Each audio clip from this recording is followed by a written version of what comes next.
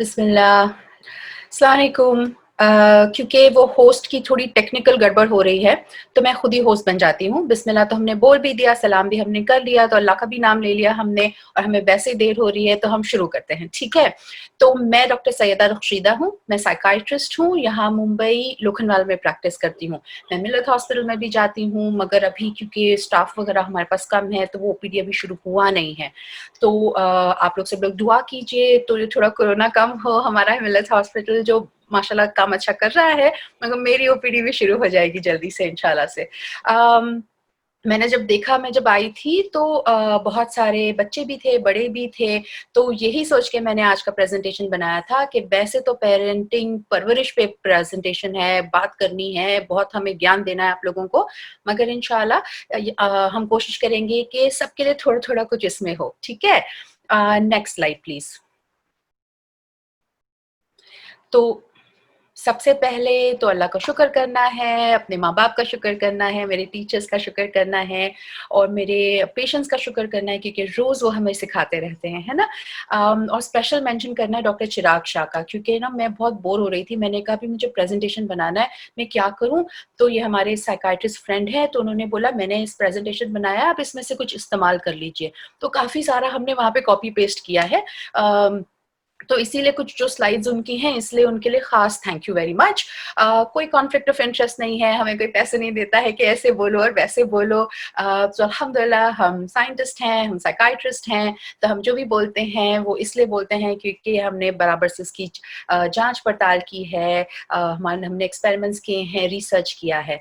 और डिस्क्लेमर ये है कि जैसे ये कार्टून बता रहा है कि मैं तो बहुत बात करती हूँ, इन लोगों ने मुझे सिर्फ़ आधा घंटा दिया, अब बोलो मैं क्या करूँ इस आधे घंटे का? तो इंशाल्लाह इंशाल्लाह ज़रूर कोशिश करेंगे कि आधे घंटे में कुछ तो हम कर लें, ठीक है? Next slide please.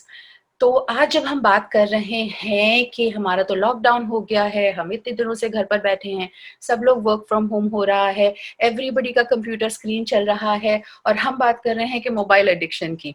तो ख़ास तौर पे जो माँ-बाप हैं और ना कि सिर्फ जो माँ-बाप हैं, जो भी घर में बड़े हैं, जिस घर में बच्चे हैं, बच्चों में भी जो बड़े हैं कि जैसे कि कोई 18-20 साल का है और दूसरे छोटे बच्चे हैं जो 8-9 साल के हैं, वो हमें हमेशा ज़रूर याद रखना है कि जो छोटे बच्चे हैं वो हमें देख रहे हैं, ठीक है? और उनका काम ही ये है, बस हमें देखते रहो, हम जो कर रहे हैं वो सुनते रहो, करते रहो, है ना? तो हमें ख़ास ख़्याल रखना है कि कहीं मतलब हम ऐसा तो नहीं कह रहे हैं कि मैं जो कहती हूँ करो और मैं जो करती हूँ ना करो, ऐसे नहीं कर सकते ना। तो हमें क्योंकि वो हमें देख रहे हैं, जैसे यहाँ पे जो भी लिखा है, तो हमें ज़्यादा चौकन्ना रहना है कि बाबा हम हमारी हरकतें जो हैं, हम जो करते हैं, उसका क्या असर हो रहा है उन पर और वो क्या समझ रहे हैं, क्योंकि बच्चे भी तो जजमेंट करेंगे कि नहीं करेंगे, है कि नहीं है? जैसे कि अगर मैंने मेरे बच्चे को थप्पड़ मार दिया सपोज़, है ना? मेरे बच्चे को तो मालूम है आजकल, वो तो गूगल-वूगल सब पता होता है उन लोगों को आजकल, उनको तो पता है कि ये तो मारना नहीं चाहिए बच्चों को। और वो तो अल्लाह ने भी कहा है कि 7 साल की उम्र तक मारना नहीं है, उसके बाद में ही थोड़ी-सी ज़्यादा सख्ती करनी है, कभी मार-पीट नहीं करनी है। तो मेरा बच्चा तो जज करेगा मुझे कि अम्मी को तो कुछ नहीं आता, देखो कैसे मारती हैं, तो कैसे होगा, है कि नहीं? मेरा बच्चा मेरा सुनेगा नहीं तो कहाँ से उसे जन्नत मिलेगी, है ना? फर्माबरदारी तो करना चाहिए ना पेरेंट्स की। तो अगर मैंने गलत किया, फिर मेरे बच्चे ने मुझे जज किया तो कैसे चलेगा, है ना? तो हमें अपना हुलिया सीधा रखना है। और वैसे भी याद रखना है कि भले हम जो भी अच्छा कर लें, बच्चों को कोई ना कोई कमजोरी होगी ना, तो हमको ये देखना है कि जब वो बड़े हो जाएँगे, तो हमारे बारे में कम से कम कंप्लेन करें अपनी लाइफ में। तो इंशाल्लाह वो हमारा ज़रूर एक गोल रहेगा, ठीक है? Next slide please. तो क्योंकि पेरेंटिंग का हमारा जो है आज का ये मीटिंग हो रही है, तो कुछ तो मैं थोड़ा-सा बोलूँगी ना बच्चों के बारे में, कुछ तो पेरेंटिंग के बारे में बोलूँगी और इंशाल्लाह फिर मोबाइल नेटवर्क और इंटरनेट और उसके एडिक्शन में भी जाएँगे। तो जब स्पेशली जब छोटे बच्चे होते हैं और स्पेशली हम बंधे हुए हैं घर में, बेचारे हमारे बच्चे बंधे हुए हैं घर में, तो टेंशन से ना सबके पारे आसमान पर हैं। क्योंकि बच्चों को भी खेलने-कूदने की जगह नहीं मिल रही है, तो वो भी ज़्यादा चिड़चिड़ापन कर रहे हैं। हमेशा हमें याद यास्मीन रखना अब्बा। है कि जब बच्चे हैं। हेलो अच्छा, अभी किसी ने अनम्यूट किया ना अपना हेलो। अपना अगर किसी ने अनम्यूट किया, तो उसको ना हम ₹50 फाइन देंगे, ठीक है? ताकि मुझे डिस्टर्ब ना हो। और वो ₹50 की फाइन वो जो होस्ट है ना, वो कैलकुलेट करके रखेंगे कि किससे ₹50 लेने हैं और मेरे अकाउंट में ट्रांसफर होंगे। तो अभी किसी ने भी अनम्यूट किया अपना माइक, तो उसका ₹50 फाइन। ओके। ठीक है। तो जैसे मैंने कहा था कि कह रहे थे हम कि बच्चे जब होते हैं, तब हमें उन्हें बाउंड्रीज़ भी देनी होती हैं, उनकी हद हमें ब बोलनी होती है कि देखो ये ऐसा करना चाहिए, वैसा करना चाहिए। हम कुछ ही नहीं सिखाएँगे और हम कहेंगे कि नहीं हम हमारे बच्चे को जो करना है करने देंगे, तो बच्चे भी तो कन्फ्यूज़ हो जाते हैं। और उसके अलावा ये हो जाता है कि उनका काम नहीं है उनकी परवरिश करना, हमारा काम है उनकी परवरिश करना। तो अगर हम उनसे नहीं बताएँगे कि क्या दायरे होते हैं और खेलो-कूदो, अच्छा खाओ, ऐसे अच्छा खाओ, तो फिर वो तो कल को हम पर अपसेट हो जाएँगे ना कि तुमने मुझे बताया नहीं था पहले, और अगर तुमने पहले बताया होता तो मैं ये कर लेती या ये कर लेती। तो हमेशा हमें देखना है कि कंपैशनेट पेरेंटिंग कैसी होनी चाहिए, क्योंकि अल्हम्दुलिल्लाह कंपैशनेट पेरेंटिंग करने से मी एज़ अ पेरेंट तो मुझे कपड़े भी ले वो सीखने रात में आई मिलेगा। थी ना। ठीक है। तो जैसे मैंने कहा कंपैशनेट पेरेंटिंग करनी है।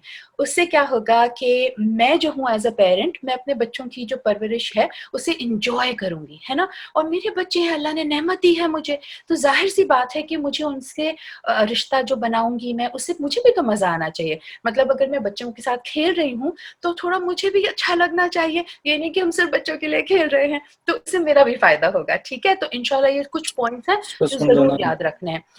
जब भी बहुत गुस्सा आ रहा होगा ना, अपने आप को ये याद दिलाना है, भले तस्बीह पढ़ लो कि मैं अपने बच्चों से बहुत प्यार करती हूँ, मैं अपने बच्चों से बहुत मोहब्बत करती हूँ, मेरे बच्चे मुझसे बहुत मोहब्बत करते हैं, तो हमें दिल नहीं करेगा उन्हें मारने का, ठीक है? Okay, next slide please. जो टीनेजर्स होते हैं ना, तो जैसे यहाँ पे ना मैंने एक फ़ोटोग्राफ भी डाली है कार्टून वाली। तो जो कोई दूसरा कोई ज्ञान देगा या जो पेरेंट्स जो बताएँगे वो सब ऊपर से जाएगा, मगर जो दोस्त जो कहते हैं वो सीधा जाके दिमाग में बैठ जाएगी बातें। तो टीनेजर्स के लिए दोस्त बहुत इम्पोर्टेंट होते हैं, और मैंने इसलिए ये कहा, मैं स्लाइड इंक्लूड किया है कि ज़्यादातर छोटे बच्चों के पास खुद के मोबाइल्स नहीं होते क्योंकि स्मार्ट गैजेट्स नहीं होते हैं। मगर टीनेजर्स के पास रहते हैं क्योंकि उन्हें ज़रूरत भी होती है। आजकल की लाइफ में स्कूल हो गया या अगर जब वो बाहर जाया करते थे वगैरह-वगैरह, तो हमें देखना है कि टीनेजर्स थोड़े-से इम्पल्सिव होते हैं क्योंकि उनका जो ब्रेन का जो ये प्रीफ्रंटल कॉर्टेक्स होता है ना, वो पूरी तरह डेवलप नहीं होता 24-25 साल तक। तो वो थोड़े-से इम्पल्सिव होते हैं कि पहले करेंगे फिर बाद में शायद सोचेंगे। वो ज़्यादा हर चीज़ के बारे में क्वेश्चन करेंगे। तो बहुत ही मर्तबा होता है कि जब हमारे बच्चे हमसे क्वेश्चन करते हैं, हमें लगता है कि बदतमीज़ी कर रहे हैं, और उन्हें लगता है कि अरे! मैं तो आराम से बात कर रहा हूँ या बात कर रही हूँ, इसमें चिढ़ क्यों रहे हैं? तो हमें ये याद रखना है कि जब हम टीनेजर्स थे, हमें भी ऐसा लगता था कि मेरे माँ-बाप को कुछ नहीं आता, हम ही एक तोप चीज़ हैं। तो हमारे टीनेजर्स को भी ये लगता है कि हमें कुछ आता-जाता नहीं है, उन्हें ज़्यादा पता है कि क्या है लाइफ़ में, क्या नहीं है लाइफ़ में। और बेशक माशाल्लाह हमारे बच्चों को बहुत कुछ पता है आजकल, मगर तजुर्बा नहीं है ना, वो तो उम्र से आता है, वो बेचारे वो क्या करेंगे, कहाँ से लाएँगे तजुर्बा?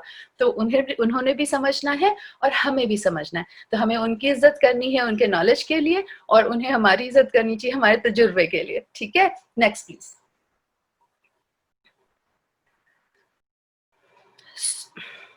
ओके। तो जब हम कहते हैं कि mobile network, mobile addiction, internet addiction, तो हम कह क्या रहे हैं? क्योंकि मोबाइल तो सब लोग यूज़ कर रहे हैं और थोड़ा बहुत तो सभी लोग अपने मोबाइल पे हैं। तो हमें देखना है कि हमारा जो इस्तेमाल है, वो किस लेवल का है। अगर मैं रिक्रिएशनल इस्तेमाल कर रही हूँ, है ना, कि मैं सारा दिन भर में नहीं बैठी रहती उसके ऊपर, या हर 2 मिनट में नहीं देख रही होती हूँ, तो अगर मैं इस्तेमाल करूँगी तो मुझे खुशी होगी। I will be happy, right? And also it improves connectivity. जैसे कल ही मैं मेरी एक पेशेंट से बात कर रही थी, 60 प्लस की उम्र की खातून है माशाल्लाह से, और वो बहुत सोशल हैं। तो मगर हम वो व्हाट्सएप ग्रुप के बारे में बात कर रहे हैं, तो इन्हें ना पर्टिकुलरली जब बारिश होती है तो बहुत खौफ़ज़दा हो जाते हैं, उन्हें बहुत ज़्यादा घबराहट होती है, दवाइयों की ज़रूरत पड़ती है। तो मैं उनसे कह रही थी कि आप अपने व्हाट्सएप ग्रुप में आप बता दीजिए कि बाबा ये वेदर फ़ोरकास्ट वग़ैरह मत डालो। तो वो उन्होंने कहा कि नहीं कैसे बोलूँ, क्या बोलूँ? मैंने कहा अरे! आपके दोस्त हैं, आप बोलेंगे कि इससे तकलीफ़ होती है तो वो नहीं करेंगे इंशाअल्लाह से।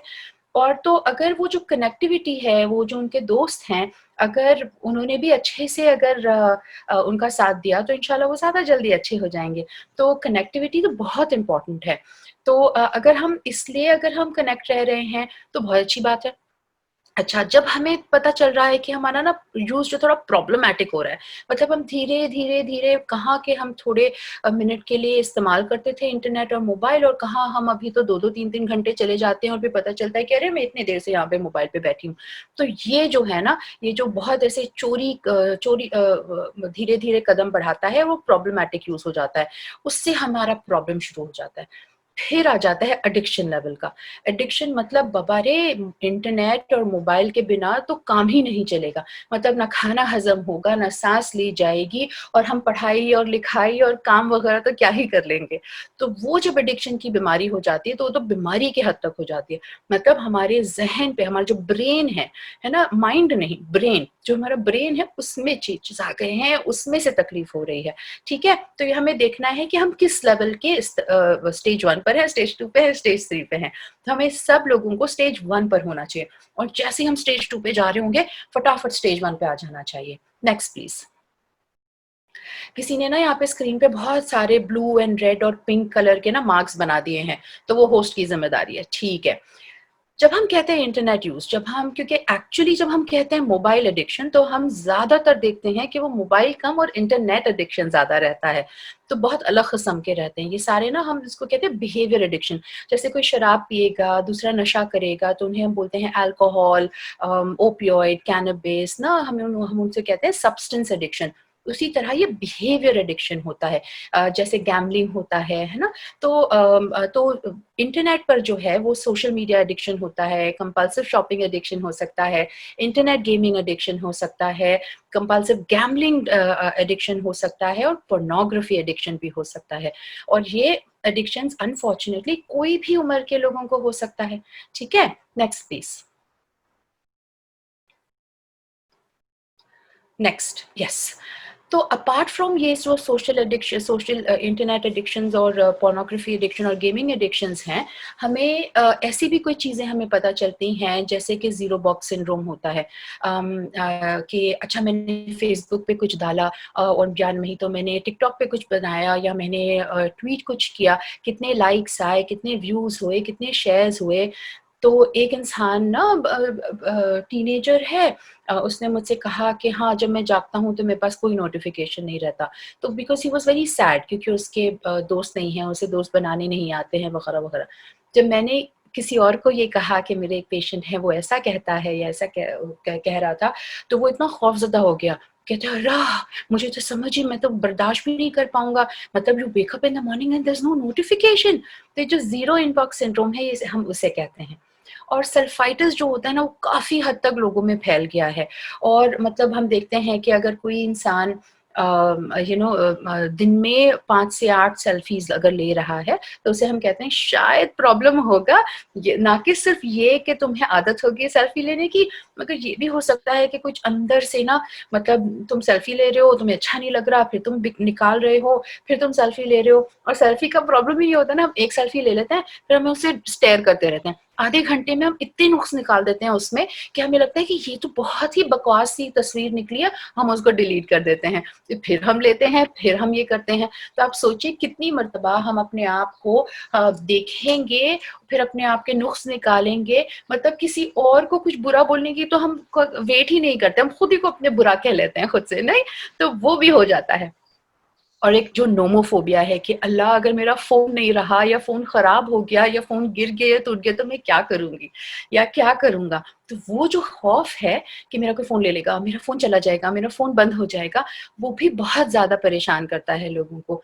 और बहुत मर्तबा ऐसे होता है कि नहीं मेरा फ़ोन बजा, नहीं मेरा फ़ोन वाइब्रेट हुआ, क्योंकि यंग, स्पेशली जो यंग लोग होते हैं, उनका फ़ोन ज़्यादातर अल्हम्दुलिल्लाह साइलेंट पे रहता है, क्योंकि स्कूल होते हैं, कॉलेज होते हैं, पॉकेट में छुपा के लेकर जाते हैं। और पेरेंट्स को भी नहीं पता होना चाहिए ना, तो उनका वाइब्रेशन पे रहता है। उन्हें बार-बार लगता है कि हो रहा होगा, क्योंकि एक दिमाग उनका बेचारों को वहीं अटका हुआ है ना, कि phone, phone, phone, phone, phone करके।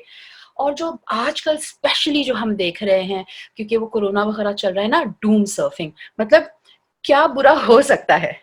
अगर मुझे खाँसी हुई तो सीधा वो हम इंटरनेट पे जाएँगे, डॉक्टर की तो कोई पूछने की ज़रूरत ही नहीं है, हम गूगल करेंगे कि हमें क्या-क्या बीमारी हो गई होगी और हमें क्या दवाई लेनी चाहिए और डॉक्टर का भी नहीं वेट करते हैं, खुद ही दवाई खा लेते हैं।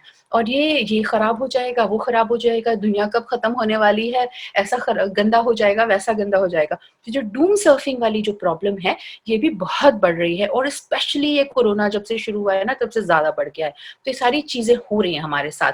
तो अगर हमें इस ऐसे कोई प्रॉब्लम्स हो रही हैं, तो हमें ख़ास ख़्याल रखना है उस चीज़ों का। Okay, next please. तो हम देखते हैं कि कैसे पता करें कि ना किसको प्रॉब्लम है, किसको नहीं है, कैसे हम देखें? तो हम ना 5 सवाल पूछते हैं लोगों से कि अगर उसमें से 4 से ज़्यादा आपने हाँ कही ना, तो प्रॉब्लमैटिक यूज़ है, आप थोड़े-से मुश्किल में हैं। है ना? जैसे हम इसको कहते हैं 5C टेस्ट। तो जैसे कि क्रेविंग होती है कि बस लगता है कि तलब लगती है कि कब मैं जाऊँ इंटरनेट, कब मैं मेरे फ़ोन को पकड़ूँ, कब मैं किसी को क्या करूँ? दूसरा ये होता है कि कंट्रोल नहीं हो पाता कि हम मोबाइल टच करके मोबाइल इस्तेमाल करने से हम कितना हम कोशिश कर रहे हैं, हो नहीं पा रहा है। और ये होता है कि कोपिंग जैसे कि अगर मुझे कुछ बुरा लग रहा है, मुझे किसी पे गुस्सा आ रहा है, मगर मैं अपना मुँह ना मोबाइल में छुपा के मैं कुछ किसी से बात-वात नहीं करूँगी, मैं मोबाइल पे ही देखती रहूँगी। कंपल्शन होता है कि नहीं जैसे कि मेरी मेरी फ्रेंड ने बोल दिया, "हाँ, तुम लोग तो फ़ेसबुक पर ही रहते हो।" मैंने कहा, "अरे! ऐसा नहीं है, हम अच्छी-अच्छी बातें लिखते हैं फ़ेसबुक पे।" तो मगर अल्हम्दुलिल्लाह ऐसा नहीं है कि मुझे लगता है कि नहीं मैंने आज खाना अच्छा बनाया तो उसकी मैं तस्वीर खींच के डालूँ ही फ़ेसबुक पे।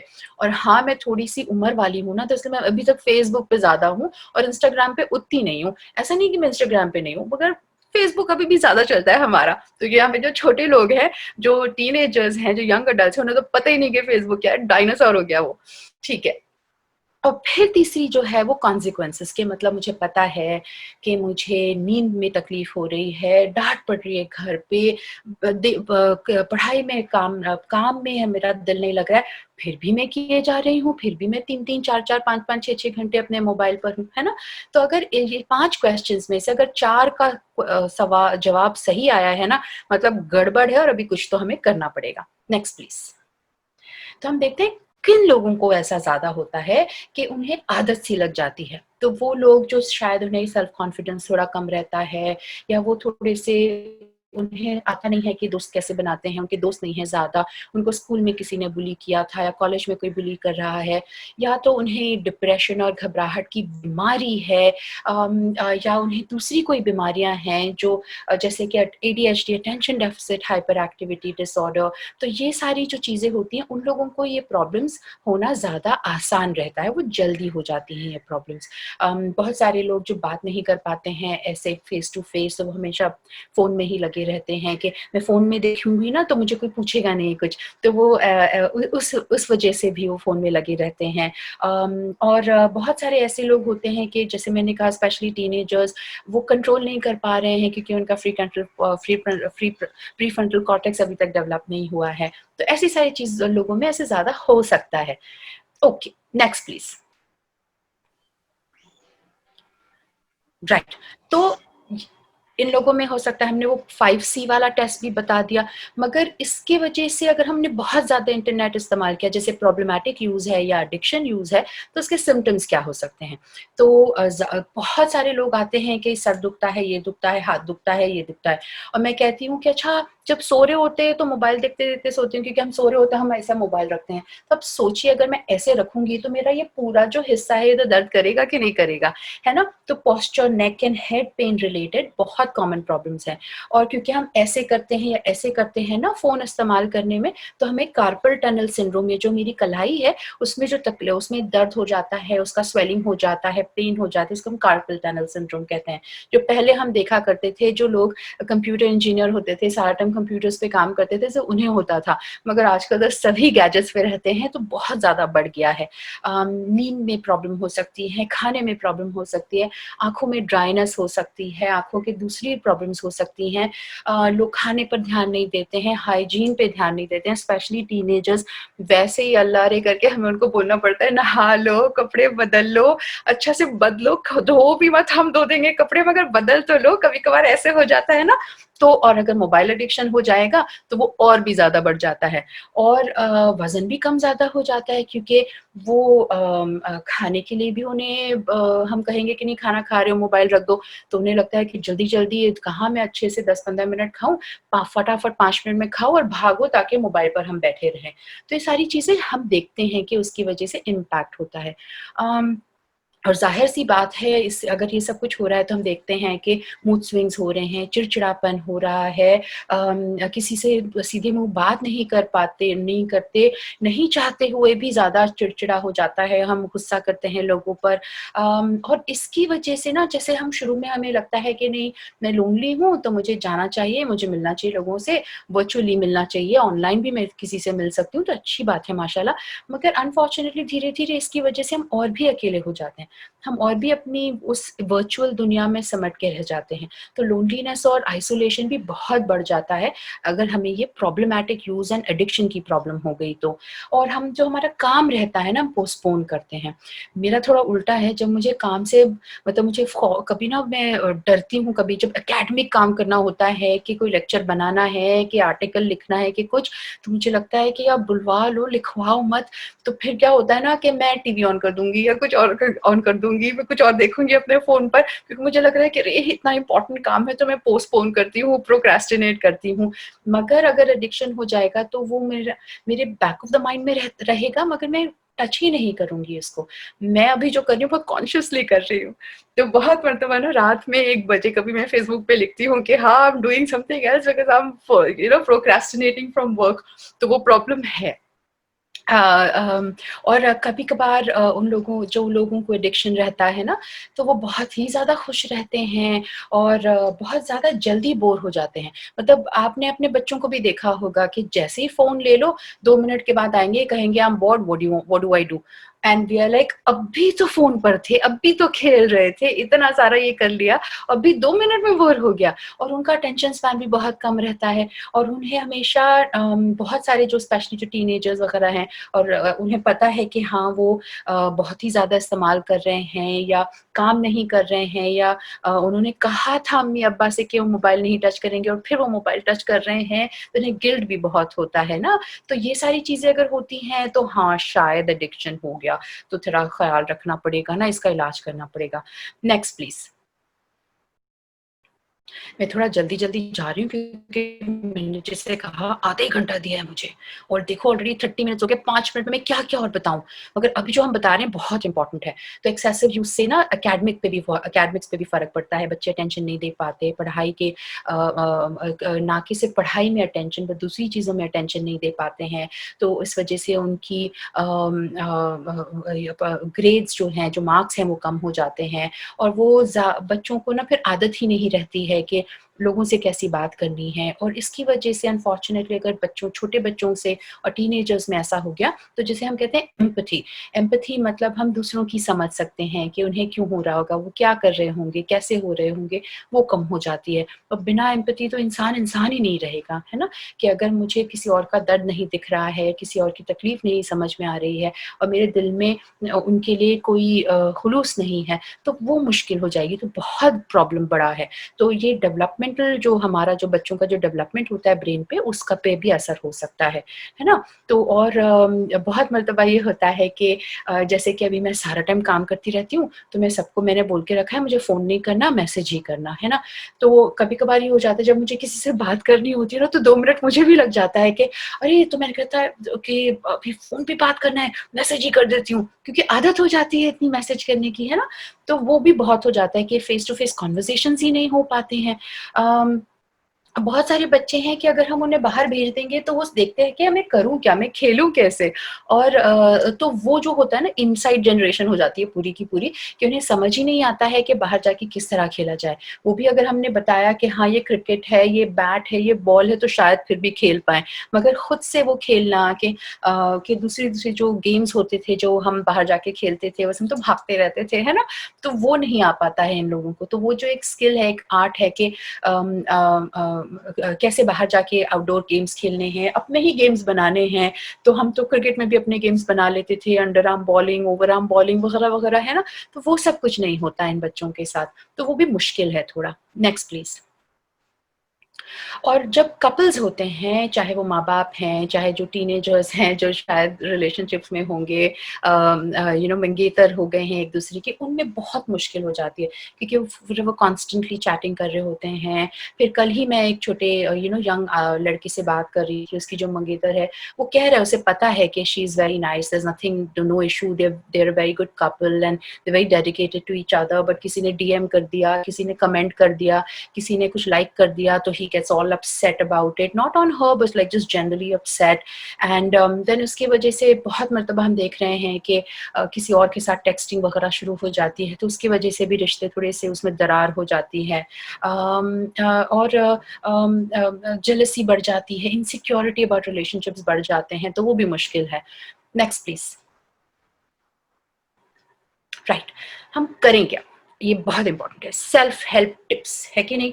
सबसे पहली बात है कि हम सिर्फ ये जब कहते हैं ना, हाँ नहीं आज से ना मैं कम इस्तेमाल करूंगी, ये बहुत वेग सा स्टेटमेंट है, बिल्कुल नहीं चलेगा। कमिट करो, बताओ मुझे कि क्या क्या करोगे। ऐसा नहीं कि बस कम इस्तेमाल करेंगे, ठीक है? तो you have to be very careful. मतलब बहुत जनरल इफेक्ट के जो कमेंट्स होते हैं ना, ये बहुत जनरल लूज लूज बातें होती हैं, ये नहीं चलेगा। तो we have to start with something easy, है ना? One of the best things to do is, जब हम खाने के मेज पर बैठे हैं, दस्तरखान पे बैठे हैं, बिल्कुल फोन अलाउड नहीं है, किसी का भी नहीं। चाहे तुम अब्बा हो या दादा हो, ठीक है? चाहे मेहमान हो या नहीं मेहमान हो, घर खाने के दस्तरखान पे, टेबल पे बिल्कुल फ़ोन अलाउड नहीं होगा। अगर ये हम सब मिलके करेंगे तो ज़्यादा आसान रहता है।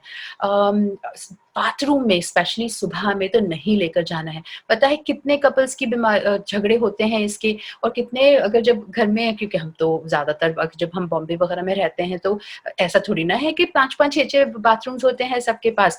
तो एक बंदा चला जाता है बाथरूम में लेकर और फिर वो आधा घंटा निकलता नहीं है, तो पानी भी खत्म हो जाता है, पानी नहीं भरने के लिए टाइम नहीं होता, कितने सारे छोटे-छोटे, बड़े-बड़े झगड़े हो जाते हैं। तो ये बाथरूम में नहीं लेकर जाना है। और जब हम किसी से बात कर रहे हैं तो बहुत ही ज़्यादा रूड होता है। तो अगर कभी मैं सेशंस में होती हूँ, मेरा फ़ोन आया या मुझे किसी को मैसेज करना होता है, मैं उनसे कहती हूँ 1 मिनट मुझे प्लीज़ एक्सक्यूज़ करो, फिर मैं मैसेज करती हूँ। क्योंकि कितनी इंसल्टिंग बात है कि मैं किसी से बात कर रही हूँ और वो हाँ, हाँ, हाँ, हाँ ऐसे कर रहे हैं। तो मतलब ये तो बहुत ज़्यादा बुरी बात है। तो अगर जब हम कर रहे हैं, स्पेशली ना हस्बैंड्स करते हैं अपनी वाइफ्स के साथ और मदर्स करती हैं अपने बच्चों के साथ, ऐसा नहीं करना है। अगर किसी से हम बात कर रहे हैं तो उन्हें उनसे आँखों में आँखें डाल के बात करो। उससे बहुत फ़ायदा होता है हमारे ब्रेन के लिए, हमारे रूह के लिए। अल्हम्दुलिल्लाह बहुत फ़ायदा होगा इससे इंशाल्लाह। और जब हम कभी शादी बारात वगैरह में जा रहे हैं, अगर फ़ोटो लेने के लिए हम फ़ोन निकाल रहे हैं तो ठीक है, वरना फ़ोन पे नहीं बैठे रहना है। हम अगर बाहर जा रहे हैं, अभी आजकल तो नहीं जा रहे हैं कोरोना की वज़ह से, मगर जब भी जाएँगे इंशाल्लाह से, और जब पहले भी जाया करते थे, तब बिल्कुल अगर हम बाहर जा रहे हैं तो अपने फ़ोन में अपना सर नहीं घुमा के बैठना है, क्योंकि हमें देखना है, हमें लोगों से मिलना है, वो हमारे लिए अच्छा है। खुलूस भी बढ़ता है ना उससे। और बिल्कुल बेडरूम में इस्तेमाल नहीं करना है। तो ये सारे जो रूल्स हैं ना, ये छोटे-छोटे खुद से अपने लिए बिल्ड करने हैं। Next please. मैं 10 मिनट और लूँगी, तो शायद हमारे लिए क्वेश्चन आंसर का टाइम कम रहेगा, मगर बहुत ज़रूरी बात है ना, तो सुन लो थोड़ा, और I am sure the host will also let me speak for a little longer. What else can we do? तो जैसे मैं गई थी, कहीं आउट ऑफ इंडिया गई थी, और मेरे जो दोस्त हैं, उनकी बेटियाँ हैं, और वो हम लोग खाना-वाना खा रहे थे, और उस दरमियान में बात निकली कि क्या है तुम इतना ज़्यादा इंस्टाग्राम पे रहते हो, ये है, वो है। अब ज़ाहिर-सी बात है उनके बच्चे उनका थोड़ी ना सुनेंगे। तो मैंने पलट के बोल दिया, बच्चा मेरे साथ बहुत सारे पेशेंट्स जो है ना, वो इंस्टाग्राम पे टाइमर लगा देते हैं। तो जैसे ही टाइमर होता है ना, तो ऐप अपने आप बंद हो जाता है। तो इमीडिएटली उस लड़की ने खट, खट, खट करके अपना टाइमर लगा दिया। तो क्योंकि उसका बाप जब बोल रहा था तब कान पे जू नहीं रहेंगी, मगर मैंने बोल दिया तो शी वाज अच्छा ठीक है चलो किसी और ने बोल दिया ना, now I can do this finally. तो डजंट मैटर किसी का भी सुन लो मगर सुन लो। तो एप्स पे टाइमर लगाना है। बहुत मर्तबा ये होता है कि हमें आदत ही नहीं रही है कि हम घड़ी में टाइम देखते हैं और हम हमेशा फ़ोन चेक करते हैं टाइम के लिए, तो बहुत गलत बात है। मेरे पास हमेशा घड़ी रहती है, मैं हमेशा घड़ी में देखती हूँ अभी भी, क्योंकि वरना अगर if I allow my self ना तो मैं तो सभी कुछ फ़ोन पर करूँ, तो बहुत गलत है वो मेरे लिए। इसीलिए कॉन्शियसली ये सारी चीज़ें करनी है। और जितने और मैं हूँ ऐसी, मतलब मैं स्पैम बॉक्स में भी जाके डिलीट करती हूँ मैसेजेस, तो जो मैं ऐप्स इस्तेमाल नहीं करती हूँ ना मैं बंद कर देती हूँ। क्यों? क्योंकि अगर कभी मैं प्रोक्रेस्टिनेट कर रही हूँ, तो मैं वो सारे इस्तेमाल करने लगती जो मैं हाँ, यूजुअली नहीं करती। ठीक है। उसमें और ऐसा नहीं। बार-बार अगर मुझे चेक करने का दिल कर रहा है, जैसे अभी मैं काम कर रही हूँ, आप लोगों से बात कर रही हूँ, तो मेरे लिए तो काम ही है। तो अगर मैं इसके लिए बार-बार ऐसे चेक करती रहूँ, बार-बार देखती रहूँ, तो फिर मुझे लगेगा कि नहीं मुझे थोड़ा-सा ना कॉन्संट्रेट करना है। Let me take a deep breath, close my eyes, do some deep breathing exercise and then focus on my work again. So I will not check my cell phone, ठीक है?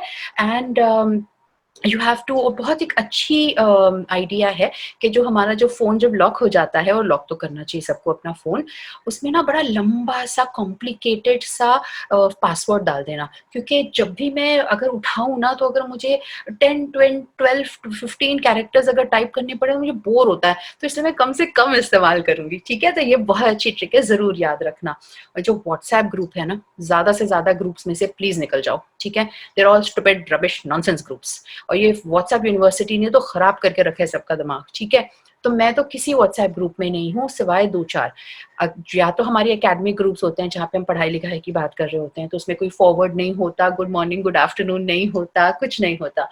या तो ऐसे ग्रुप्स होते हैं, हमारी जो फैमिली भी ग्रुप है ना उसमें हम फॉरवर्ड्स वगैरह नहीं डालते, हम जोक्स डालते हैं या एक दूसरे की तस्वीरें शेयर करते हैं या अच्छी बातें बताते हैं कि किसने आज ब्राउनी केक बनाया तो किसी ने आज कुछ नहीं बनाया।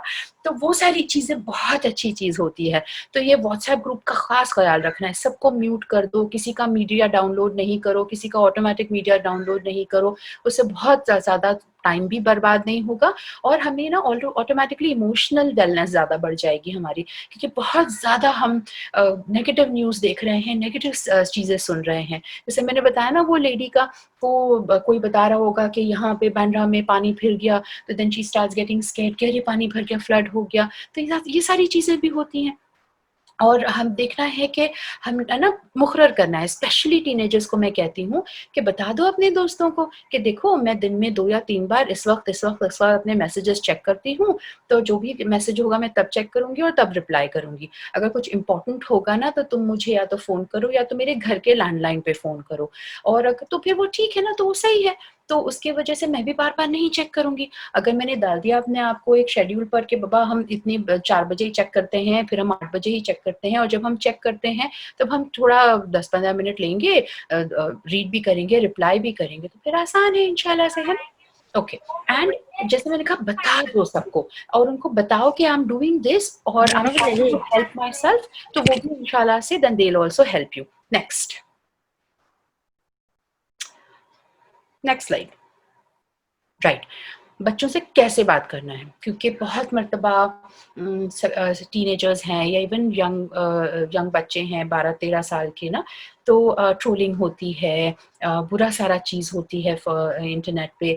और अगर हम उन्हें मोटिवेट करना चाह रहे हैं कि क्यों इस्तेमाल नहीं करना चाहिए, you should ask these kind of questions कि जब तुम ऑनलाइन रहते हो तो तुम्हें कैसा महसूस होता है, अगर तुम्हें किसी ने कुछ बुरा इंसल्ट कर दिया या सोशल मीडिया पे कुछ बोल दिया तो तुम्हें कितना बुरा लगता है।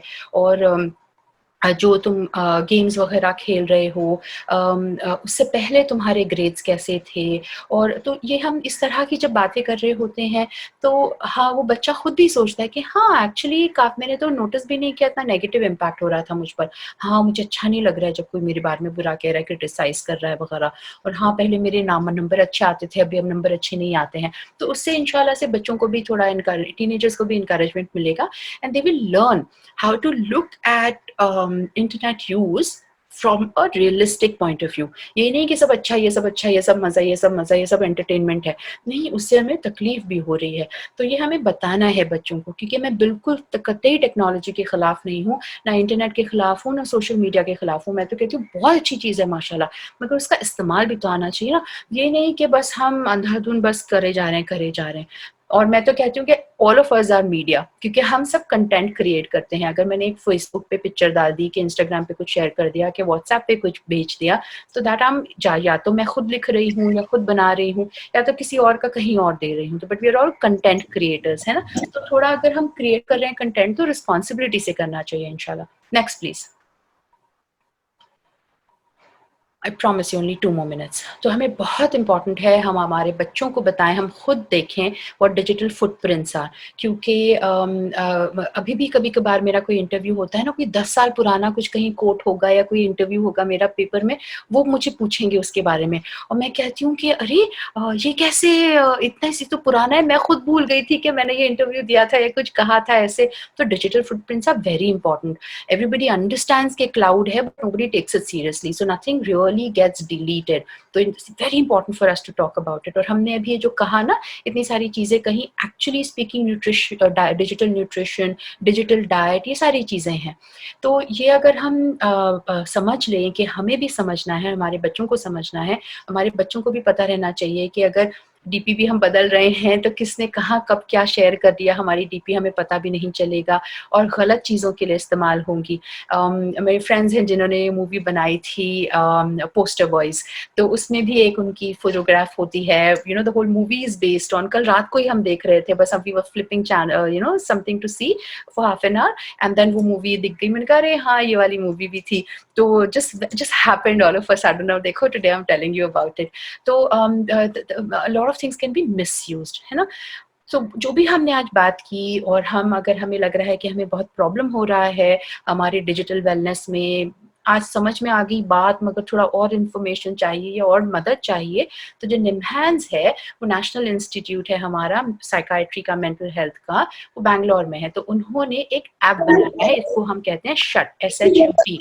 तो वो डाउनलोडेबल ऐप है, फ्री ऐप है, आप लोग डाउनलोड कीजिए, इस्तेमाल कीजिए, उससे भी इंशाल्लाह बहुत ज़्यादा फ़ायदा होगा। And you will learn how to take care of yourself, you will learn how to take care of the people around you, not to use too much of digital media, not to use too much of cell phones, and too much of screen time, and too much of addiction for that, inshallah. So you can use that app, and that's a very good resource for everybody, inshallah.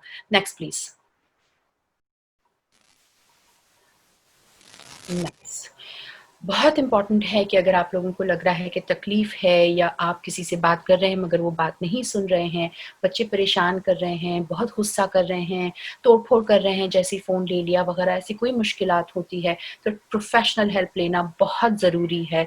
क्योंकि आप और मैं हमेशा ये कहती हूँ कि मैं बता दूँगी ना, आप मत बताओ, क्योंकि आप तो 24 घंटा रहते हैं उनके साथ, मैं तो सिर्फ़ हफ़्ते में 1 बार मिलूँगी उनसे, तो it's okay if they hate me a little bit.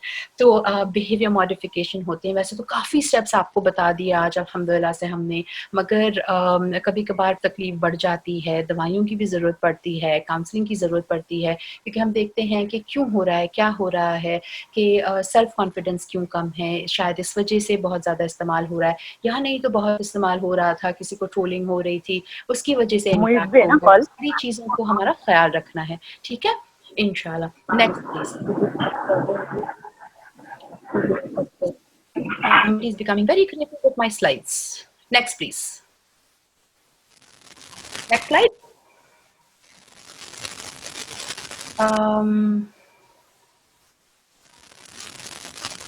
Yep, that's it। तो अल्हम्दुलिल्लाह 45 मिनट्स मुझे दिए गए थे। मुझसे कहा था कि थोड़ा क्वेश्चन आंसर के लिए टाइम रखना, मगर वो क्योंकि इतना टेक्निकल इशू हो रहा था और इतनी सारी बातें बतानी थी, पर अल्हम्दुलिल्लाह we are still okay, we have done a job in 45 minutes. तो अगर इसमें से कुछ मैं नहीं बता पाई क्योंकि हमारे पास वक्त की कमी थी, तो आई अपोलोजाइज। और अल्हम्दुलिल्लाह अगर कुछ इससे फ़ायदा होगा, प्लीज़ शेयर। आई थिंक ये लाइव स्ट्रीम हो रहा है यूट्यूब पर, तो you can always go back and look at it, you can share the YouTube as well. ये मेरे क्लिनिक का नंबर है, तो you can message and call. The phone is only on during working hours, so don't worry about it. किसी को अगर कुछ important information चाहिए, you can write to me, but you can follow me on Instagram, वो public account है.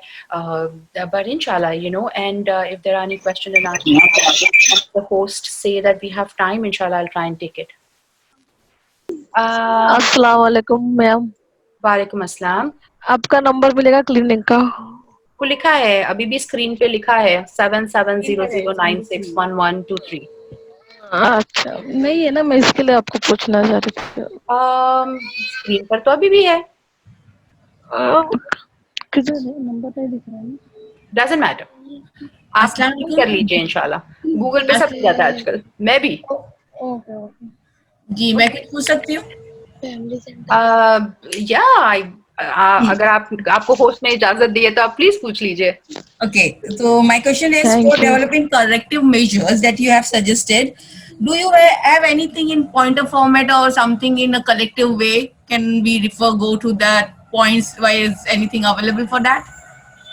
The corrective measures you have just suggested, जो आपने बताए ना कि आपने इस तरह के इकदाम उठाने चाहिए, आपने यहाँ ये करना चाहिए, इस तरह के आपने बहुत सारे हम लोग को गाइडेंस दिए, तो कुछ एक जो सॉलिड है, जैसे आपने मोबाइल के ताल्लुक से कहा कि आप बहुत सारे एप्स को अपने टाइमर लगाइए या उसके बताइए, तो इस तरह कहीं एक आपने कोई स्लाइड अगर बनाई हो, क्योंकि वो बहुत सारे पॉइंट सुन के वो तो हमारे जहन से निकल गए, तो ये ना जगह मिल जाए। तो ये लाइव स्ट्रीम कर रहे हैं यूट्यूब पे, तो इंशाल्लाह शायद वो यूट्यूब पे पोस्ट भी करेंगे, तो अगर आप, और जब वो पोस्ट करेंगे तो आपको वो फिर से स्लाइड वो वीडियो पे से मिल जाएगी इंशाल्लाह से। और जैसे मैंने ऑलरेडी कहा कि निमहांस का एक ऐप है, बहुत सारी आपको जो टिप्स हैं वो ऐप पर भी मिल सकती हैं। आई नो हम मोबाइल एडिक्शन के लिए हम कह रहे हैं कि ऐप डाउनलोड करो, बट ये आजकल हमारा यही पैराडॉक्स है, बट माशाल्लाह से अच्छा ऐप है, उससे काफी आपको और ज्यादा मटेरियल मिलेगा और इट्स हेल्पफुल। बट जैसे मैंने कहा, जो मेरा आज का जो लेक्चर है वो यूट्यूब पर